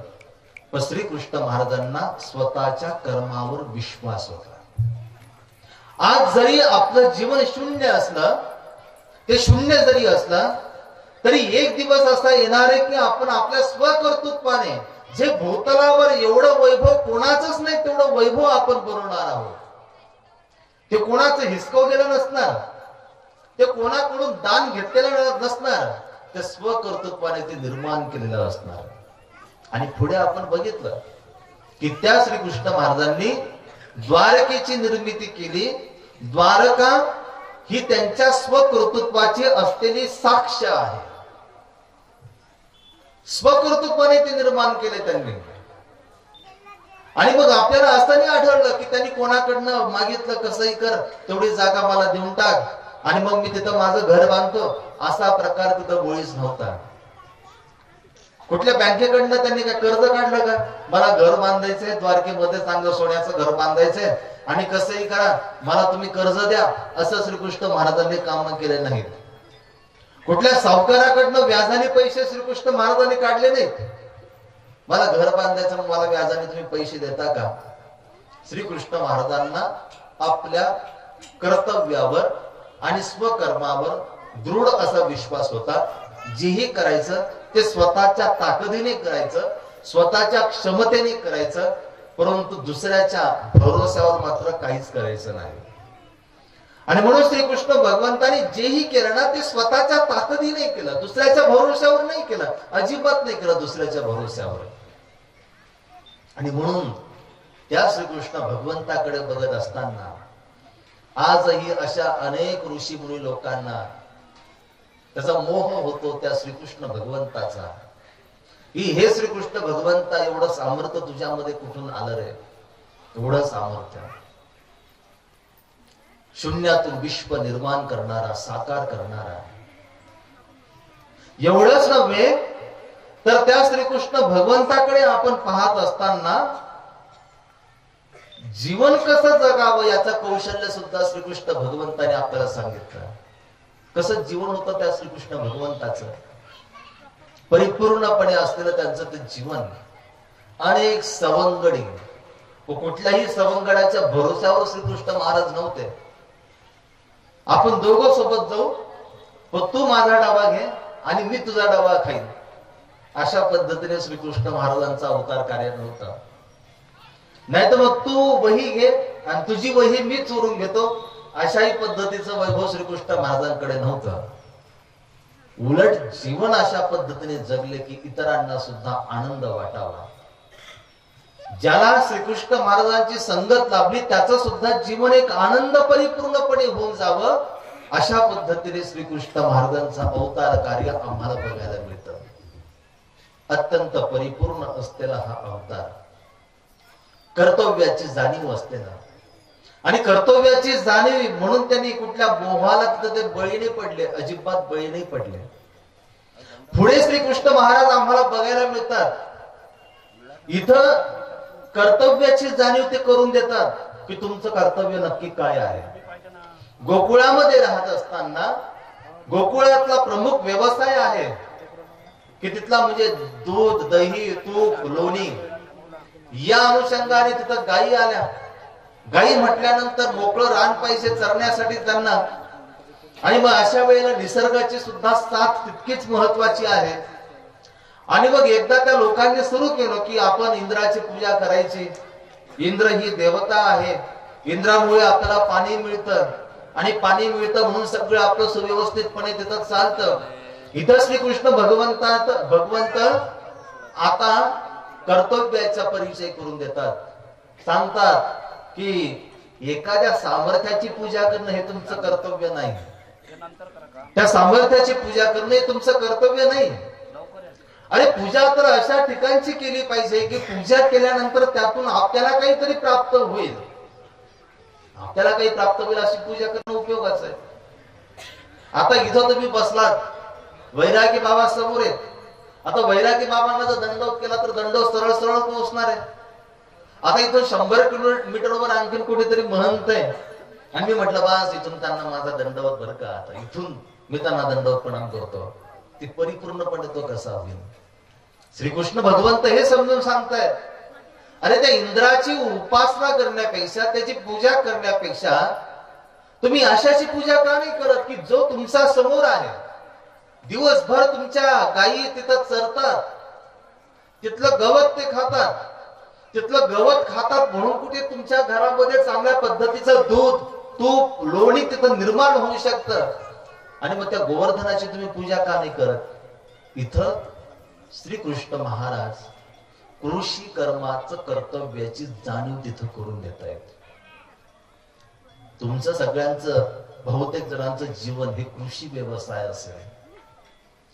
या कृषी व्यवसायासाठी आदर्श असलेले श्रीकृष्ण महाराज जणू काही ते जाणीव करून देतात की आपल्या मातीवर प्रेम आपण केलं पाहिजे. जी जमीन तुम्हाला पिकवून देते ना, त्या मातीवर तुमचं प्रेम असलं पाहिजे. तिचा फक्त तुम्ही कामापुरता वापर करू नका, किंवा फक्त तुम्ही तिचा वापर मला जास्तीचं मिळावं हव्यासा पोटी फक्त त्या जमिनीचा तुम्ही वापर करून घेऊ नका. आज मातीवरचं कुठे प्रेम आहे? आपलं मातीवर आपलं प्रेम नाहीच आहे. आज प्रेम आहे फक्त येणाऱ्या उत्पन्नावर. आधीच्या लोकांचं येणाऱ्या उत्पन्नावर प्रेम नव्हतं. आधीच्या लोकांचं ते उत्पन्न नेमकं कुठून आपल्याला मिळतं त्या मातीवर त्यांचं प्रेम होतं. आज मात्र तसा प्रकार नाही. आज प्रकार वेगळा आहे. आज फक्त उत्पन्नावर. दुप्पट उत्पन्न आलं पाहिजे. भले मग कुठली एखादी जाहिरात आम्ही वाचून त्याच्यामध्ये एखादा काही युरिया असेल, एखादं खत असेल, आम्ही ते वापरू. आमच्या जमिनीचा कस कमी झाला तरी चालेल, पण आम्हाला दुप्पट उत्पन्न पाहिजे म्हणून आम्ही काही तिथं करायला लागलो. त्यांच्यासाठी श्रीकृष्ण महाराज म्हणतात की आधी मातीवर प्रेम करायला शिका. जी माती तुम्हाला जगवते, जी माती तुम्हाला अन्न देते, जी माती तुम्हाला ज्या मातीतून तुमचा जन्मही होतो आणि तुमचा मृत्यू सुद्धा होतो, त्या मातीला तुम्ही विसरू नका. तिच्याशी तुमची जी नाळ आहे त्या नाळीला तुम्ही कधी तोडू नका. आज परिस्थिती गंभीर आहे. आपण पाहतो अशी कुठलीच भाजी नाही जी आकाशातून खाली आलेली आहे आणि म्हणून ती अतिशय शुद्ध असलेली ती भाजी. सगळं काही मातीतूनच निर्मिती, सगळे काही मातीतून निर्मिती. पण एखाद्या मॉल मध्ये गेल्यानंतर तुमच्या शेतातले तांदूळ 10 रुपये किलो प्रमाणे तुम्ही विकता आणि तेच तांदूळ त्या मॉल मध्ये गेल्यानंतर ते काय मातीतले राहत नाही का? कटाच्या पेक्षा वेगळे होऊन जातात. आणि तुम्ही लोक सुद्धा एवढे भोळे भाबडे तिथं बनतात. नाही 50 रुपये किलो असला म्हणून काय झालं, मॉल मधला तांदूळ येतो. त्या मॉल मध्ये जे आलं ते शेतातूनच आलं ना, त्या मातीतूनच तिथं आलं ना. नाही एकदम शुद्ध आहे. एवढसा सुद्धा माती नाही, एवढसा सुद्धा कचरा नाही. अरे ज्याच्यात कचरा नाही त्याला शुद्ध तरी कसं म्हणावं? ज्याच्यात कचरा नाही त्याला शुद्ध म्हणतात. आणि म्हणून पूर्वी धान्याची जी कणगी होती ना लोकांच्या घरामध्ये, त्या कणगीमध्ये कुठलंच धान्य स्वच्छ करून ठेवल्या जात नव्हतं. जसं शेतामधून आणलं अगदी तसंच ते धान्य त्या कणगीमध्ये टाकलं जायचं. कारण त्याच्या पाठीमागं एक महत्वाचं कारण होतं. कचरा जर धान्यामध्ये जर असेल तर धान्य कधीही खराब होत नाही. एका वयोवृद्धाने सांगितलेलं मला त्यांनी त्या दिलेलं स्पष्टीकरण आहे. तुम्ही जर शेतातून आणलेला गहू असेल आणि तो गहू आणला तसाच जर तुम्ही जर तुमच्या कणगीमध्ये जर टाकला, काही नाही कुठली पावडर नाही किंवा काहीच नाही, तुम्ही 5 वर्ष जरी ठेवला तरी अजिबात काही तिथं बिघडणार नाही. पण तेच धान्य तुम्ही स्वच्छ केलं आणि स्वच्छ केल्यानंतर जर तुम्ही कणगीमध्ये जर असाल तर मग त्या धान्याला अनुरूप जे काही किडे आहेत ते मात्र लागल्याशिवाय तिथं राहत नाही. ते राहत नाही तिथं.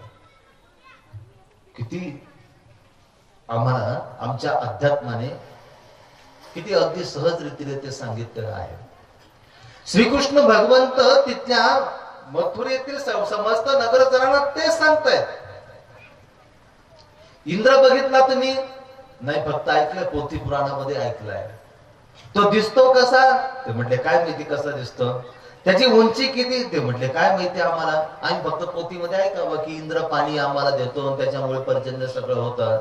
श्रीकृष्ण महाराज म्हटले की त्याची पूजा करण्यापेक्षा या मातीची पूजा का करत नाही, या गोवर्धनाची पूजा का करत नाही? आणि श्रीकृष्ण भगवंतांनी गोवर्धनाची पूजा करायला तिथं सांगितले. त्या माध्यमातून सगळ्यात महत्वाचं कर्तव्य श्रीकृष्ण भगवंताने सांगितलं की तुम्हाला सुद्धा तुमची जी माती जी मशागत करणारी आहे, तुमचं जीवन समृद्ध करणारे आहे, तिला तुम्ही कधीही तिथं विसरू नका. ती फक्त शेतातली माती नाही, कदाचित तुमच्या घरातली माती असू शकते. तुमचं घर जर मातीचं जर असेल तर ती सुद्धा ती माती होऊ शकते. आणि आम्ही कुठेही अभिलाषा पोटी अभिमानापोटी आम्ही तिला उद्ध्वस्त करावं आणि सिमेंट कॉन्क्रीटचं घर तिथं बांधावं की ज्या घरामध्ये क्षणभर सुद्धा शांतता आम्हाला मिळू शकत नाही.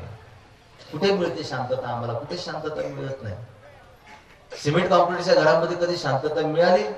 कधीच नाही मिळाली. आता आम्ही सद्भक्त पुंडांच्या घरी गेलो, मातीचं घर, इतकं प्रसन्न, ती प्रसन्नता 25 लाखाचं कितीही मजबूत बांधलेलं घर असेल त्या घरामध्ये ती प्रसन्नता मिळू शकत. आणि म्हणून तर ते म्हणतात की मातीला कधी विसरू नका.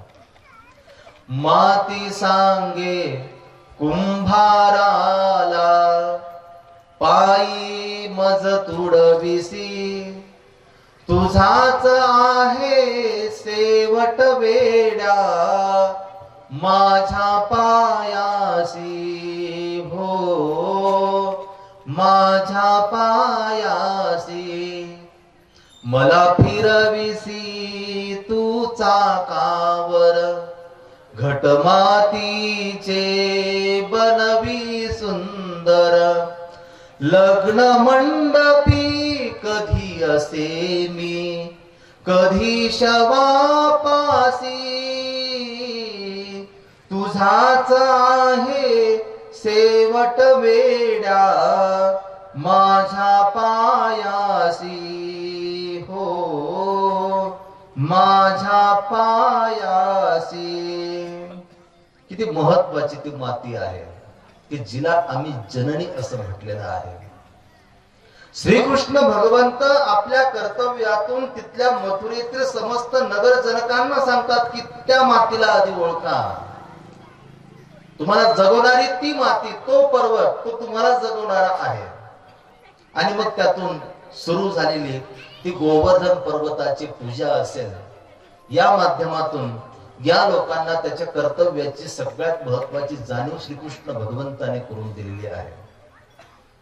तेच श्रीकृष्ण भगवंत कुठल्याही लीळेमध्ये बघा, अशी एकही लीळा नाही की जिथं श्रीकृष्ण भगवंताने आपल्या कर्तव्याचा परिचय करून दिला नसेल. अशी एकही लीळा नाही. सगळ्या लीळेमध्ये श्रीकृष्ण भगवंताने आपल्या कर्तव्याचा परिचय करून दिलेला आहे. मग तो कालियाचा असेल किंवा श्रीकृष्ण भगवंताला आपण म्हणतो की श्रीकृष्ण भगवंत काय करायचे तर म्हणे दही, दूध, तूप, लोणी हे चोरून खायचे, सवंगड्यासोबत जायचे, बंद असलेलं घर फोडायचे, जे मोडकेवर बांधून ठेवले साने ते मडके फोडायचे आणि सगळ्या सवंगड्यांना काय करायचे, दही, दूध, तूप, लोणी तिथं द्यायचे. इथं श्रीकृष्ण भगवंत स्वतःच्या कर्तव्याचा परिचय आपल्याला करून देतात. असं कधी तुम्ही ऐकलं का श्रीकृष्ण भगवंताने घर फोडलं, सगळं स्वतः श्रीकृष्ण भगवंताने खाऊन टाकलं? असं केलंच नाही. या पाठीमागे श्रीकृष्ण भगवंताची एक महत्वाची जाणीव होती. आपला आता शत्रू कोण आहे तर मथुरेतील जेही कोणी दानव आहेत हे आता आपले शत्रू आहेत. आजपर्यंत त्यांनी नव्हे तर अनेक राक्षसांना संपवण्यासाठी इथं पाठवलेलं आहे. पण आपण इतके दुर्बल आहोत. हे सगळे गवळ्यांचे मुलं, यांच्या घरी माठण म्हणजे रांझण सगळे दूध, तूप, लोणीचे भरलेले बाहेर जाऊन विकतात, पण आपल्या मुलांना काही देत नाही. यांची मुलं बघा ना, यांच्या मुलांच्या शरीराची हाडं दिसायला लागले, कारण यांना खायला मिळत नाही. केवळ पैशाच्या अमिषे पोटी, लालसे पोटी हे कुठे घेऊन चाललेत विकायला? ती मथुरा नगरी की ज्या गोकुळामधलं दूध, तूप, लोणी खाऊन हे मथुरेतील दैत्य लोक, म्हणजे हे दैत्य लोक तिथं मजबूत होतात आणि पुन्हा आमच्यावर हल्ला करण्यासाठी तयारी दाखवतात. हे श्रीकृष्ण भगवंताला अपेक्षित नव्हतं. आणि म्हणून श्रीकृष्ण भगवंताने सवंगड्यांना गोळा केलं. जी घर असेल, जी घर फोडलं असेल, तिथं श्रीकृष्ण भगवंताने सगळ्यात पहिल्यांदा प्राधान्य दिलं ते आपल्या बालमित्रांना. त्यांना सांगितलं, घरी तुम्हाला तुमची आई वडील देत नाही ना, काळजी करू नका, आता मनसोक्त तुम्ही खा. तुम्ही खाल्ल्यानंतर मी बघेल मला खायचं का नाही खायचं. याला तुम्ही चोरी म्हणाल? आम्ही तर परंपरा ठरवली आमची. काय? माखन चोर हरे. श्रीकृष्ण भगवंताला नाव आहे आमचं. काय? माखन चोर. चोरी करणारा तो श्रीकृष्ण असं आपण म्हटलेलं आहे. पण ती चोरी करत असताना ज्याला कर्तव्याची जाणीव आहे आणि एक महत्वाचा उदात्त त्याचा हेतू आहे, त्याला चोरी तरी तुम्ही कशी म्हणाल? कधी स्वतः खात नाही, दुसऱ्यांना खाऊ घालणारा, रस्त्याने विकायला घेऊन जाणाऱ्या ज्याही काही गवळणी असतील त्या गवळणींचे माठ फोडत असताना त्यांची थट्टा करावी असा श्रीकृष्ण भगवंताचा हेतू मुळीच नाही. असा मुळीच हेतू नाही. तुम्ही भगवंता कसं म्हणणार आहे? जी आपल्यापेक्षा वयाने 40-45 वर्षाची गवळणी आणि तिची थट्टा म्हणे कोण करतोय? तर 9-10 वर्षाचा मुलगा तिची थट्टा करतोय, त्याला तुम्ही परमेश्वर कसं म्हणणार? पण श्रीकृष्ण भगवंताची या लीळेच्या माध्यमातून एक महत्वाची गोष्ट होती, त्यांना सांगायची होती. फक्त हे दूध तूप लोणी तिकडं नेऊन विकण्यापेक्षा ते इथंच तुम्ही काय करा की तुमच्या मुलांना खाऊ घाला. आज तुमचे मुलं सक्षम होणं गरजेचं आहे. ते कुपोषित नको. तुमची मुलं जर सक्षम जर असतील तर उद्या येणाऱ्या संकटांना ते अगदी सहज रीतीने परतवून लावू शकतील, आव्हान निर्माण करू शकतील. आणि हेच जर कुंकुवत जर असतील, दुबळे जर असतील, तर हे कस काय ते येणाऱ्या संकटांना ते परतवून लावतील. हा सगळ्यात महत्वाचा हेतू त्या श्रीकृष्ण भगवंताचा आहे. पुढे आम्हाला ते श्रीकृष्ण भगवंत आम्ही आजपर्यंत कथा पुराणामध्ये तेच ऐकत आम्ही आलो. बास त्या यमुनाच्या डोहामध्ये जायचं, तिथं जर कोणी स्नान जर करत असतील गवळणी, त्यांचे जे कपडे असतील ते कपडे घ्यायचे आणि मग ते झाडाला तिथं बांधून ठेवायचे. आम्हाला फक्त एवढं श्रीकृष्ण माहिती आहे आणि आवडतोही आम्हाला तोच. असाच श्रीकृष्ण आजही आम्हाला तो आवडतो. आणि म्हणून आम्ही पाहतो ना, विविध चॅनलच्या माध्यमातून श्रीकृष्ण महाराजांच्या छोटा भीम वगैरे ज्या ज्या काही आम्हाला सिरियल बघायला मिळतात त्याच्यामध्ये हेच रंगवलेलं सगळं मिश्रण. आणि मग आम्ही आमच्या मुलांना दाखवतो, बघ तो श्रीकृष्ण कसा मडकं पडतोय, बघ तो श्रीकृष्ण कशा पद्धतीने ते कपडे लपवतोय. हेच आम्ही मग आमच्या मुलांना तिथं दाखवणार का? आणि हे जर तुम्ही जर दाखवाल तर मी पहिल्यांदा तुम्हाला बोललो की तरुण पिढी समोर आज जर श्रीकृष्ण महाराजांना जर तुम्ही उभं जर केलं तर ते एवढं श्रीकृष्ण महाराजांना जवळच करू शकत नाही. त्याच्या पाठीमागं कारणच हे आहे की तुम्ही आजपर्यंत श्रीकृष्ण महाराजांचं कर्तव्य काय होतं, त्यांच्या मनातला हेतू कोणता होता, याची जाणीवच तुम्ही करून घेतलेली नाही.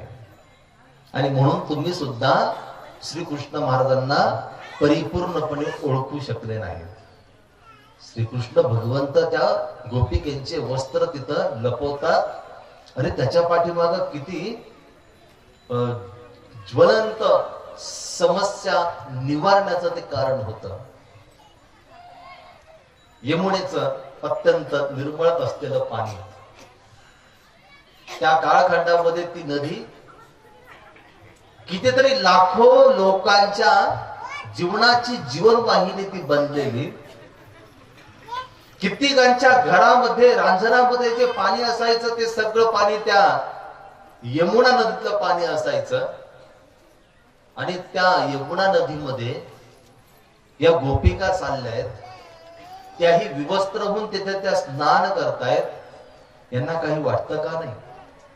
आणि नदी ती नदी काय फक्त तुमच्या मालकीची नाही.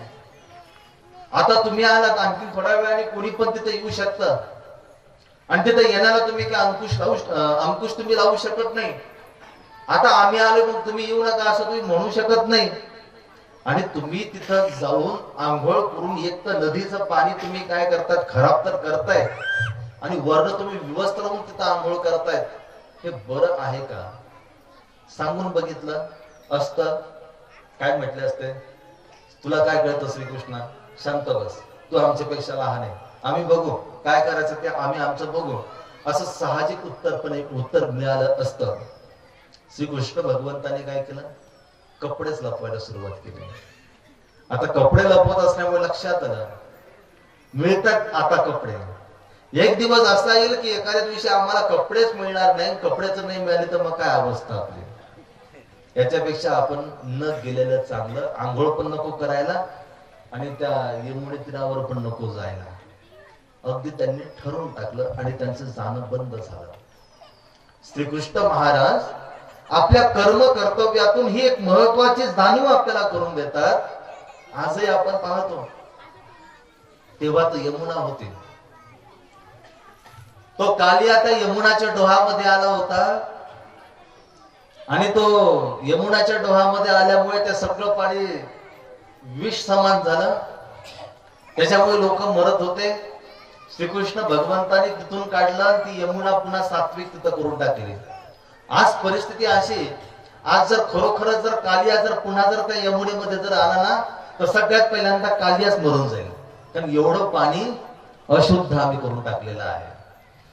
तेव्हा तरी त्याची राहण्याची क्षमता होती, आता मात्र तो सुद्धा त्या पाण्यामध्ये राहू शकत नाही. नुसती यमुना नदी नाही म्हणत नाही, तुमच्या आजूबाजूला असलेला तुम्ही कुठल्याही तुम्ही नद्या म्हणा, त्यांची अवस्था काय, त्यांची अवस्था आज हीच झालेली आहे. नदीमध्ये आता पाणी नाही राहत आणि मग गावातलं सांडपाणी, गटारीतलं पाणी ते नदीच्या प्रवाहामध्ये तिथं सोडलं जातं. आणि मग अशा कितीतरी नद्या आहेत की त्या नद्यांचं पाणी कळतच नाही की नक्की पाण्याचा कलर कोणता आहे.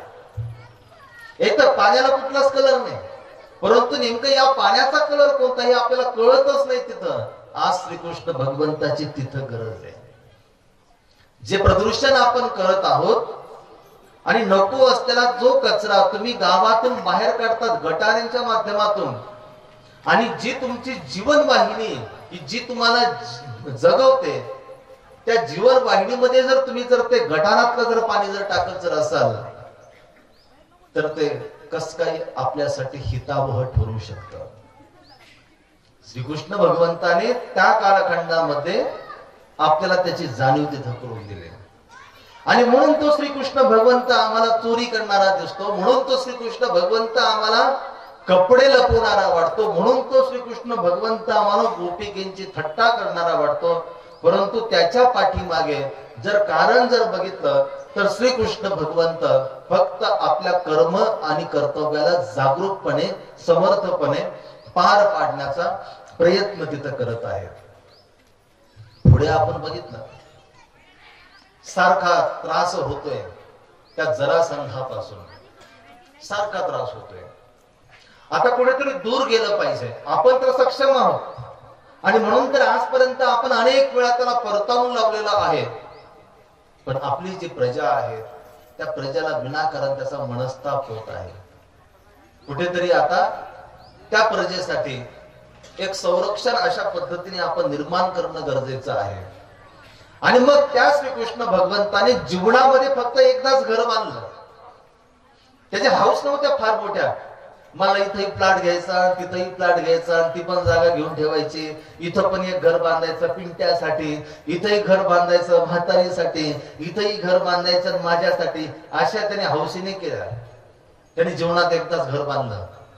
पण असं बांधलं ना, इतकं मजबूत बांधलं ना, 5,500 वर्ष होऊन गेले, त्याच्याही आधी कोणी तसं घर नाही बांधलं आणि 5,500 वर्ष झाल्यानंतरही कोणी तशा पद्धतीने घर नाही बांधलं. बांधलं तर बांधलं समुद्रामध्ये बांधलं, समुद्रामध्ये ते घर बांधलं. आता कितीही जरी दैत्य आले ते इथपर्यंत पोहोचू शकत नाही. कस काय येतील? आता समुद्रामध्ये ते कस काय येतील?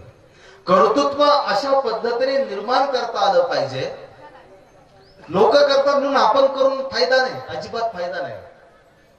आज प्राप्त परिस्थितीमध्ये आम्ही अशा पद्धतीने पाहतो, केवळ आम्ही स्पर्धेमध्ये जीवन जगतोय.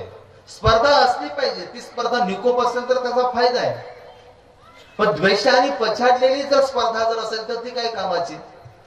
तुमचं घर मजबूत आहे, पण काही नाही शेजारच्याने त्याचं घर पाडून चांगलं घर बांधलं.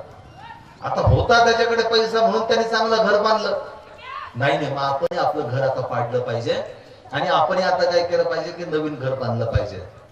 तुमच्याकडे एखादी मोटरसायकल आहे, चालतंय ना, काम भागतंय ना तुमचं. झाली असेल 10-12 वर्षाचं म्हणून काय झालं, तुमचं काम तर भागतंय आता तिथं.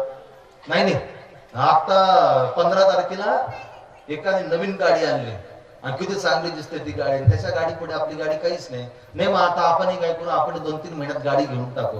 अरे त्यांनी घेतलं म्हणून त्याची बरोबरी तुम्ही काय करताय? तुमच्या देवालयामध्ये तर श्रीकृष्ण भगवंत आहे ना, श्रीकृष्ण भगवंतानी कोणाचीच बरोबरी केली नाही, अजिबात कोणाची बरोबरी केली नाही. कोणी अशा पद्धतीने केले म्हणून श्रीकृष्ण महाराजांनी केले असं तुम्हाला कुठलाच संदर्भ तुम्हाला बघायला मिळत नाही. असा संदर्भ कुठेच नाही. जेही निर्माण केलं ते स्वतः निर्माण केलं, कोणाच्या भरोश्यावर निर्माण केलं नाही, आणि कोणी तसं निर्माण करू शकत नाही. बिलकुल अशाच पद्धतीनं त्यांनी सुद्धा ते निर्माण केलेलं आहे. आम्हाला सुद्धा आमचं कर्तृत्व निर्माण करत असताना अशा पद्धतीने ते कर्तृत्व निर्माण करता येईल का, की ज्या कर्तृत्वामध्ये कोणाची स्पर्धा नाही, कोणाचा द्वेष नाही, अजिबात तिथं द्वेष नाही, असं आम्हाला आमचं निर्माण करता येईल का? समुद्राच्या बाजूला त्यांनी आपली द्वारका तिथं बसवली. बरं, वसवली तर वसवली, पूर्णपणे सुवर्णाची ती बनवली. आता लोक म्हणतात की सुवर्णाची द्वारका, पण द्वारका ही सुवर्णाची जरी होती तरी ती परिपूर्णपणे ती सुवर्णाची नव्हती. हे म्हणाल की असं कसं काय म्हणताय? नुसतं सोन्याची जर द्वारका जर बनवली जर असते तर ती कधीच कोसळली असते, कारण ती परिपूर्णपणे ती सोन्याची होती. त्या पाण्यामध्ये जसं आजही आपण पाहतो, खाऱ्या पाण्यामध्ये लोखंड लवकर झिजतं, आणि लोखंडासोबत दगड सुद्धा झिजतो खाऱ्या पाण्यामध्ये. श्रीकृष्ण भगवंताने त्या दगडांना सोन्याचं पाणी देऊन टाकलं की ज्याच्यामुळे ते दगडही खराब होणार नाही, तेही झिजणार नाही. आणि कितीतरी वर्षे गेले, शतकानुशतक जरी गेले तरी सुद्धा ते अबाधितपणे ती बिल्डिंग उभी राहिली पाहिजे. आणि म्हणून त्याला सोन्याचं पाणी दिलं दगडांना, आणि तशा पद्धतीने त्यांनी ती इमारत उभी केली. आणि म्हणून त्याला आपण म्हणतो की सुवर्णाची द्वारका, म्हणून त्याला आपण म्हणतो ती सुवर्णाची द्वारका.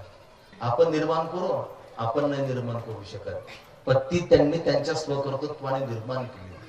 प्रजेचा सांभाळ करत असताना अशा पद्धतीने त्यांनी सांभाळ केला की कोणाचीच तक्रार नाही श्रीकृष्ण भगवंताविषयी. तुम्ही तुमच्या घरातले कुटुंब प्रमुख, आणि कुटुंब प्रमुख असताना जर तुमच्या बद्दल तक्रारी जर वाढत असतील घरच्या, का घराकडे लक्षच नाही देत, साखर संपली, मीठ संपली, तेल संपलं, कधी जाता बाजारात, फक्त हा कार्यक्रम करता तो कार्यक्रम करता, जरा घराकडे लक्ष देत जाना, असं जर कोणी जर तक्रार जर करत असेल तर आपल्याला श्रीकृष्ण भगवंत नाही कळाले, आपल्याला आपले सुद्धा कर्तव्य तिथं नाही कळाले. श्रीकृष्ण भगवंताबद्दल कुठली तक्रार नाही. जी देणे सर्वांना समान पद्धतीने देणे, ऐश्वर्य परिपूर्णपणे त्यांचं ते जीवन तिथं आहे. आणि लक्षात घ्या, एक महत्वाचा मुद्दा मला तुम्हाला या ठिकाणी सांगावा असा वाटतो की ज्या श्रीकृष्ण भगवंताने शून्यातून सगळं निर्माण केलं, पण महाभारताचा शेवट बघत असताना तुम्हाला सर्वांना माहिती आहे की एवढं मोठं वैभव, की जे वैभव या भूतलावर दुसरं कोणाकडेही त्या कालखंडामध्ये तिथं नव्हतं. जे श्रीकृष्ण महाराजांनी स्वतःच्या प्रयत्नातून, स्वतःच्या कर्तव्यातून जे निर्माण केलं, त्या श्रीकृष्ण भगवंताने आपला अवतार निजधामाला नेण्याच्या आधी जे निर्माण केलं ते सगळं तिथं संपून टाकलेलं आहे. सुवर्णाची द्वारका सुद्धा श्रीकृष्ण भगवंताने आपल्या डोळ्या देखत आपल्या प्रयत्नाने ती बुडवून टाकलेली आहे. जे वैभव होतं ते सगळं तिथं संपून टाकलेलं आहे. हा खूप मोठा आदर्श तुमच्यासाठी, खूप मोठा आदर्श. तुम्ही काबाड कष्ट करताय. एखाद्याने विचारलं कोणासाठी कर, नाही आमच्या पिंट्यासाठी, त्याचे नातवंड वगैरे त्यांना पण पुरलं पाहिजे ना व्यवस्थित, म्हणून आम्ही तिथं करतोय. तुमचं अख्खं जीवन चाललंय कष्ट करण्यामध्ये. तुम्ही विचार कुठपर्यंत केला पाहिजे. श्रीकृष्ण भगवंत सांगतात या माध्यमातून तुमच्या कर्तव्याचा परिचय श्रीकृष्ण भगवंत करून देतात. तुम्ही किती कमवलं पाहिजे. बस तुमच्या घरातला लहान असलेला मुलगा तुमच्या बरोबरीचा होईपर्यंत स्वप्न काय तुमचे, तुमची जबाबदारी त्याचं लग्न लावून देणं, दुसरी जबाबदारी की त्याला त्याच्या पायावर समर्थपणे उभं करणं. एकदा का तुम्ही त्याला त्याच्या पायावर समर्थपणे उभं केलं की तुमची जबाबदारी संपली, तुमचे कर्तव्य संपले. आता कर्तव्य त्याचे सुरू होतात. आम्ही एवढं कमवून ठेवतो आमच्या मुलांना त्यांचे कर्तव्य काय तेच माहिती नसतं. त्यांचे कर्तव्य काय बघतो ना आपण. नाही हो, वडिलोपार्जित सगळी प्रॉपर्टी आपली परंपरेने आलेले, वडिलांनी सगळं माझ्याकडे देऊन टाकलं, ते मी सांभाळतोय फक्त. त्याला काय त्या कर्तव्याची, त्याला काय त्या कष्टाची जाणीव तिथं असणार. जो कष्ट करतो त्याला 10 रुपये खर्च करत असताना त्याच्या मोल त्याला माहिती असतं. जो कष्ट करत नाही तो क्षणाला 500 रुपये खर्च जरी केले त्याला त्याचं मोलच नाही ना. मिळाले त्याला कुठून तरी म्हणून हा खर्च करत सुटलाय फक्त, बाकी काहीच नाही. असं जर असेल तर तुमचंही जीवन शून्य झाल्याशिवाय राहणार नाही. जणू काही श्रीकृष्ण भगवंत आपल्याला या माध्यमातून अगदी स्पष्टपणे सांगतात की तुम्ही कर्म करा, तुमच्या कर्तव्याचं तुम्ही पालन करा, पण तुम्ही कर्म अशा पद्धतीने करा, तुमचे कर्तव्य तुम्ही एवढेच करा की बस तुमच्या पुरते ते मर्यादित ठेवा. तुमचा मुलगा मोठा होईपर्यंत तिथपर्यंत ते मर्यादित ठेवा, त्याच्या पलीकडे नको, अजिबात नको. तुम्ही तर एवढे कष्ट करतात. नाही मग ते नागपूरला मुलगा आता नोकरीला लागेल तर मग नागपूरला त्याला एखादा फ्लॅट घेऊन द्यावा लागेल ना मला त्याला राहण्यासाठी. तुमच्या बापाने तुमच्यासाठी फ्लॅट घेतला होता का? तर नाही. आम्ही सगळं कष्टाने निर्माण केलं हो. आमच्या बापाकडे काहीच नव्हतं, सगळं शून्यातून आम्ही निर्माण केलं. मग तुम्ही जर सगळं शून्यातून निर्माण जर केलं, तुमच्या मुलाला तुम्ही शिकवलं, तो नोकरीचा योग्य झाला, त्याला लाख रुपये पगार मिळतो, हेच तर सगळ्यात मोठं तुमचं कर्तव्य आहे. आणखीन कुठून तुम्ही बँकेचं लोन काढून 50 लाखाचं त्याला घर बांधून देऊन राहिले. घर बांधून देणं हे तुमचं कर्तव्य नाही. आता ते त्याचं कर्तव्य आहे. ते त्यांनी निर्माण करावं, त्यांनी ते बांधावं, त्यांनी त्याच्या कर्तव्याला जागृत होऊन ते परिपूर्णपणे करावं. हे तुमचं कर्तव्य नाही. आणि म्हणून श्रीकृष्ण भगवंताने जे जे स्वतः निर्माण केलं ते सगळं नंतर ते शून्य करून टाकलं, सगळं संपवून टाकलं. यातून हा एक सगळ्यात महत्वाचा आपल्याला आदर्श दिला की तुम्हाला सुद्धा तुमचं जीवन अशा पद्धतीने जगता येणं गरजेचं आहे. तुम्ही कमवता बँकेमध्ये 5-1 लाख रुपये शिल्लक ठेवतात, हयात आहे तोपर्यंत तुम्ही काय कोणाला देत नाही, विल्हेवाट व्यवस्थितपणे लावत नाही. आणि मग तुम्ही गेल्यानंतर जे तुमच्या घरातले, जे तुमचे एकमेकाचं बोट धरून मोठे झालेले, तेच मात्र एकमेकावर कोर्टाला तिथं खेचतात एकमेकाला. का? केवळ तुमच्या प्रॉपर्टीसाठी. असं जर होत असेल तर, आणि तशी जर वेळच द्यायची तर नसेल तर श्रीकृष्ण भगवंताचं जी कर्तव्यता आहे ती आपल्याला सांगते की त्या क्षणाची वाटच बघू नका.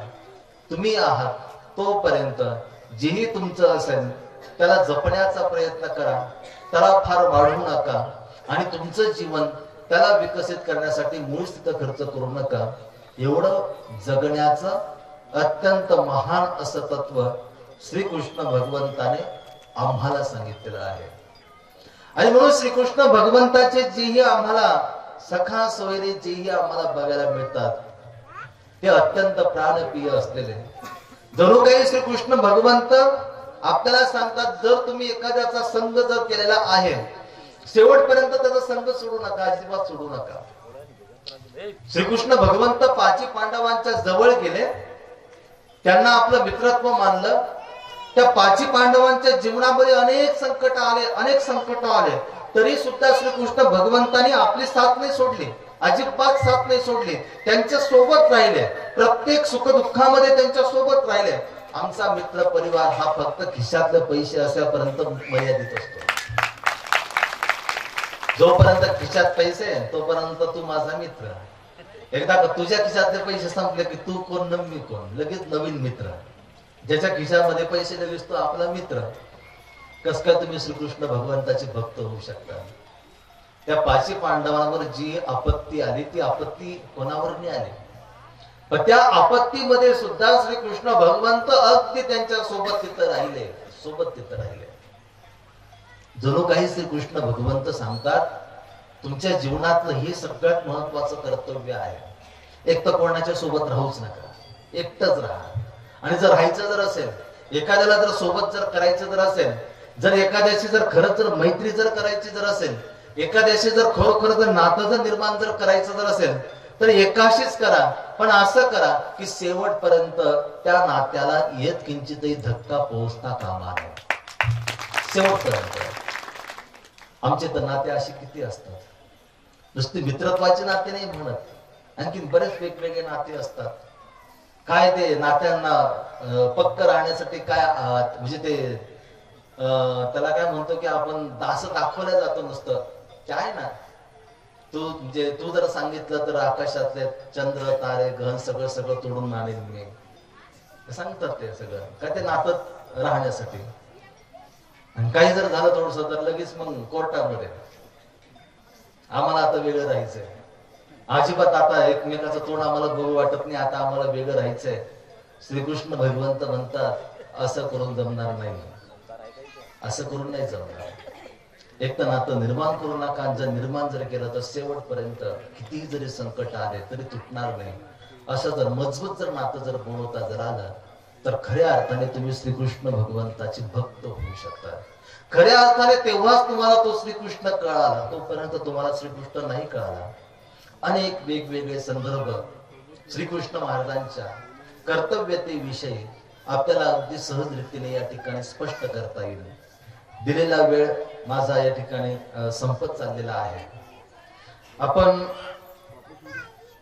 करंजगाव येथील सर्व सद्भक्त मंडळी खरोखरच भाग्यशाली आहात की मी तुम्हाला पहिल्यांदाच म्हटलं की अनेक कार्यक्रम होतात, पण त्या अनेक कार्यक्रमापेक्षा हा जो असा एक आगळा वेगळा कार्यक्रम आहे की या कार्यक्रमाच्या माध्यमातून तुम्हाला तुमचं जीवन जगण्याचं एक अनमोल अशा प्रकारचं रत्न या कार्यक्रमाच्या माध्यमातून इथं दिवसणार आहे, ते तुम्हाला सापडणार आहे.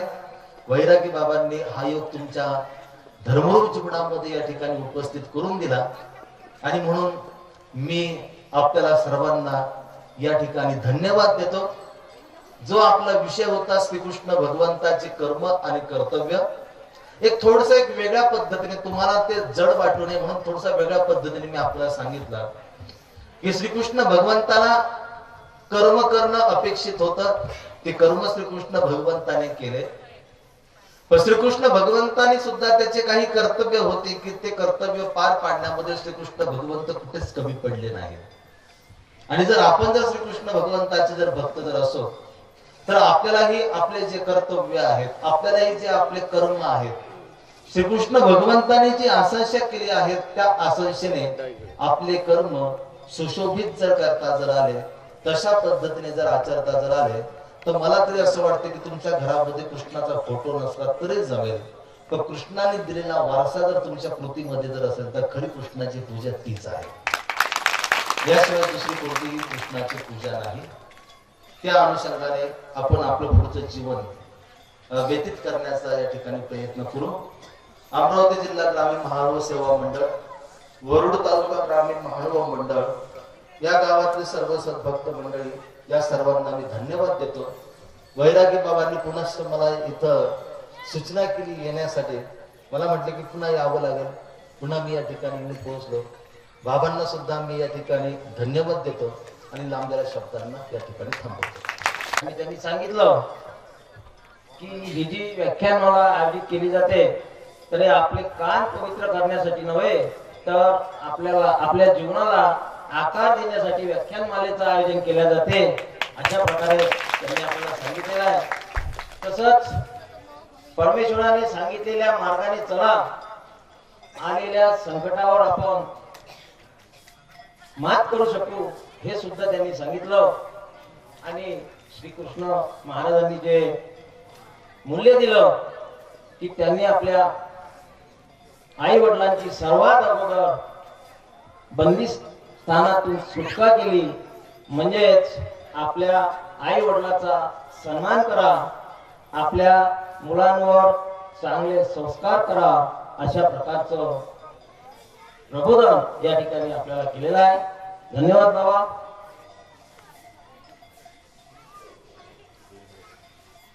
आजच्या या कार्यक्रमाचे शेवटचं पुष्प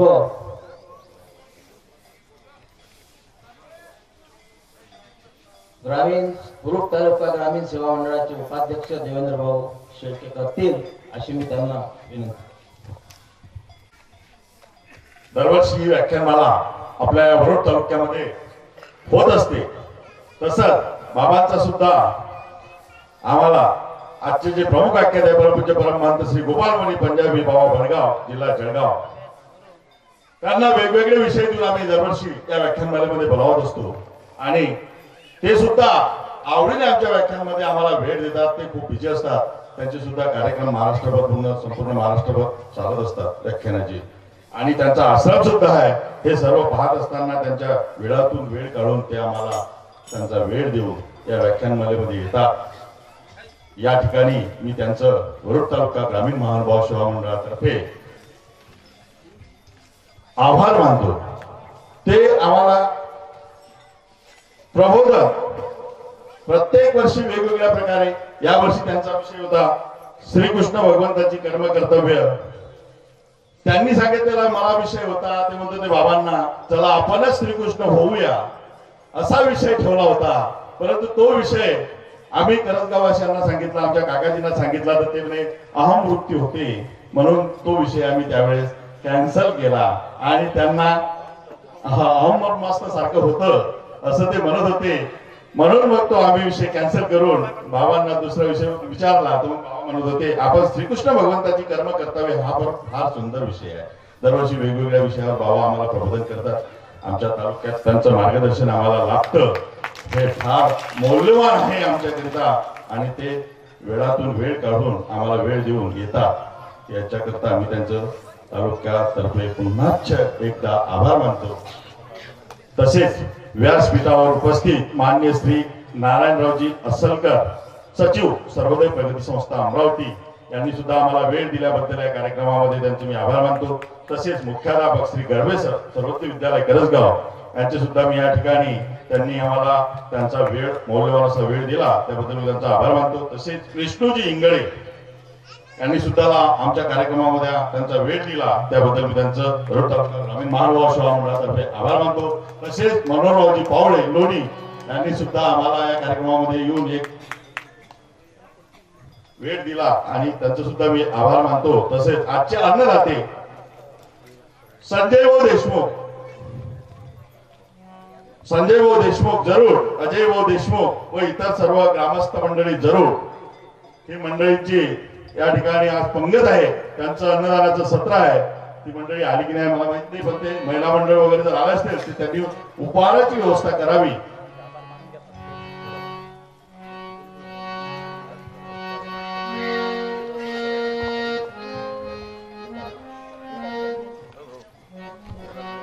जिल्हा ग्रामीण महानुभाव अमरावती जिल्हा महानुभाव परिषदेचे पूर्व माजी सदस्य युवराज भाऊ कराडे या ठिकाणी उपस्थित झाले. टाळ्यांच्या गजरात आपण त्यांचे स्वागत करूया.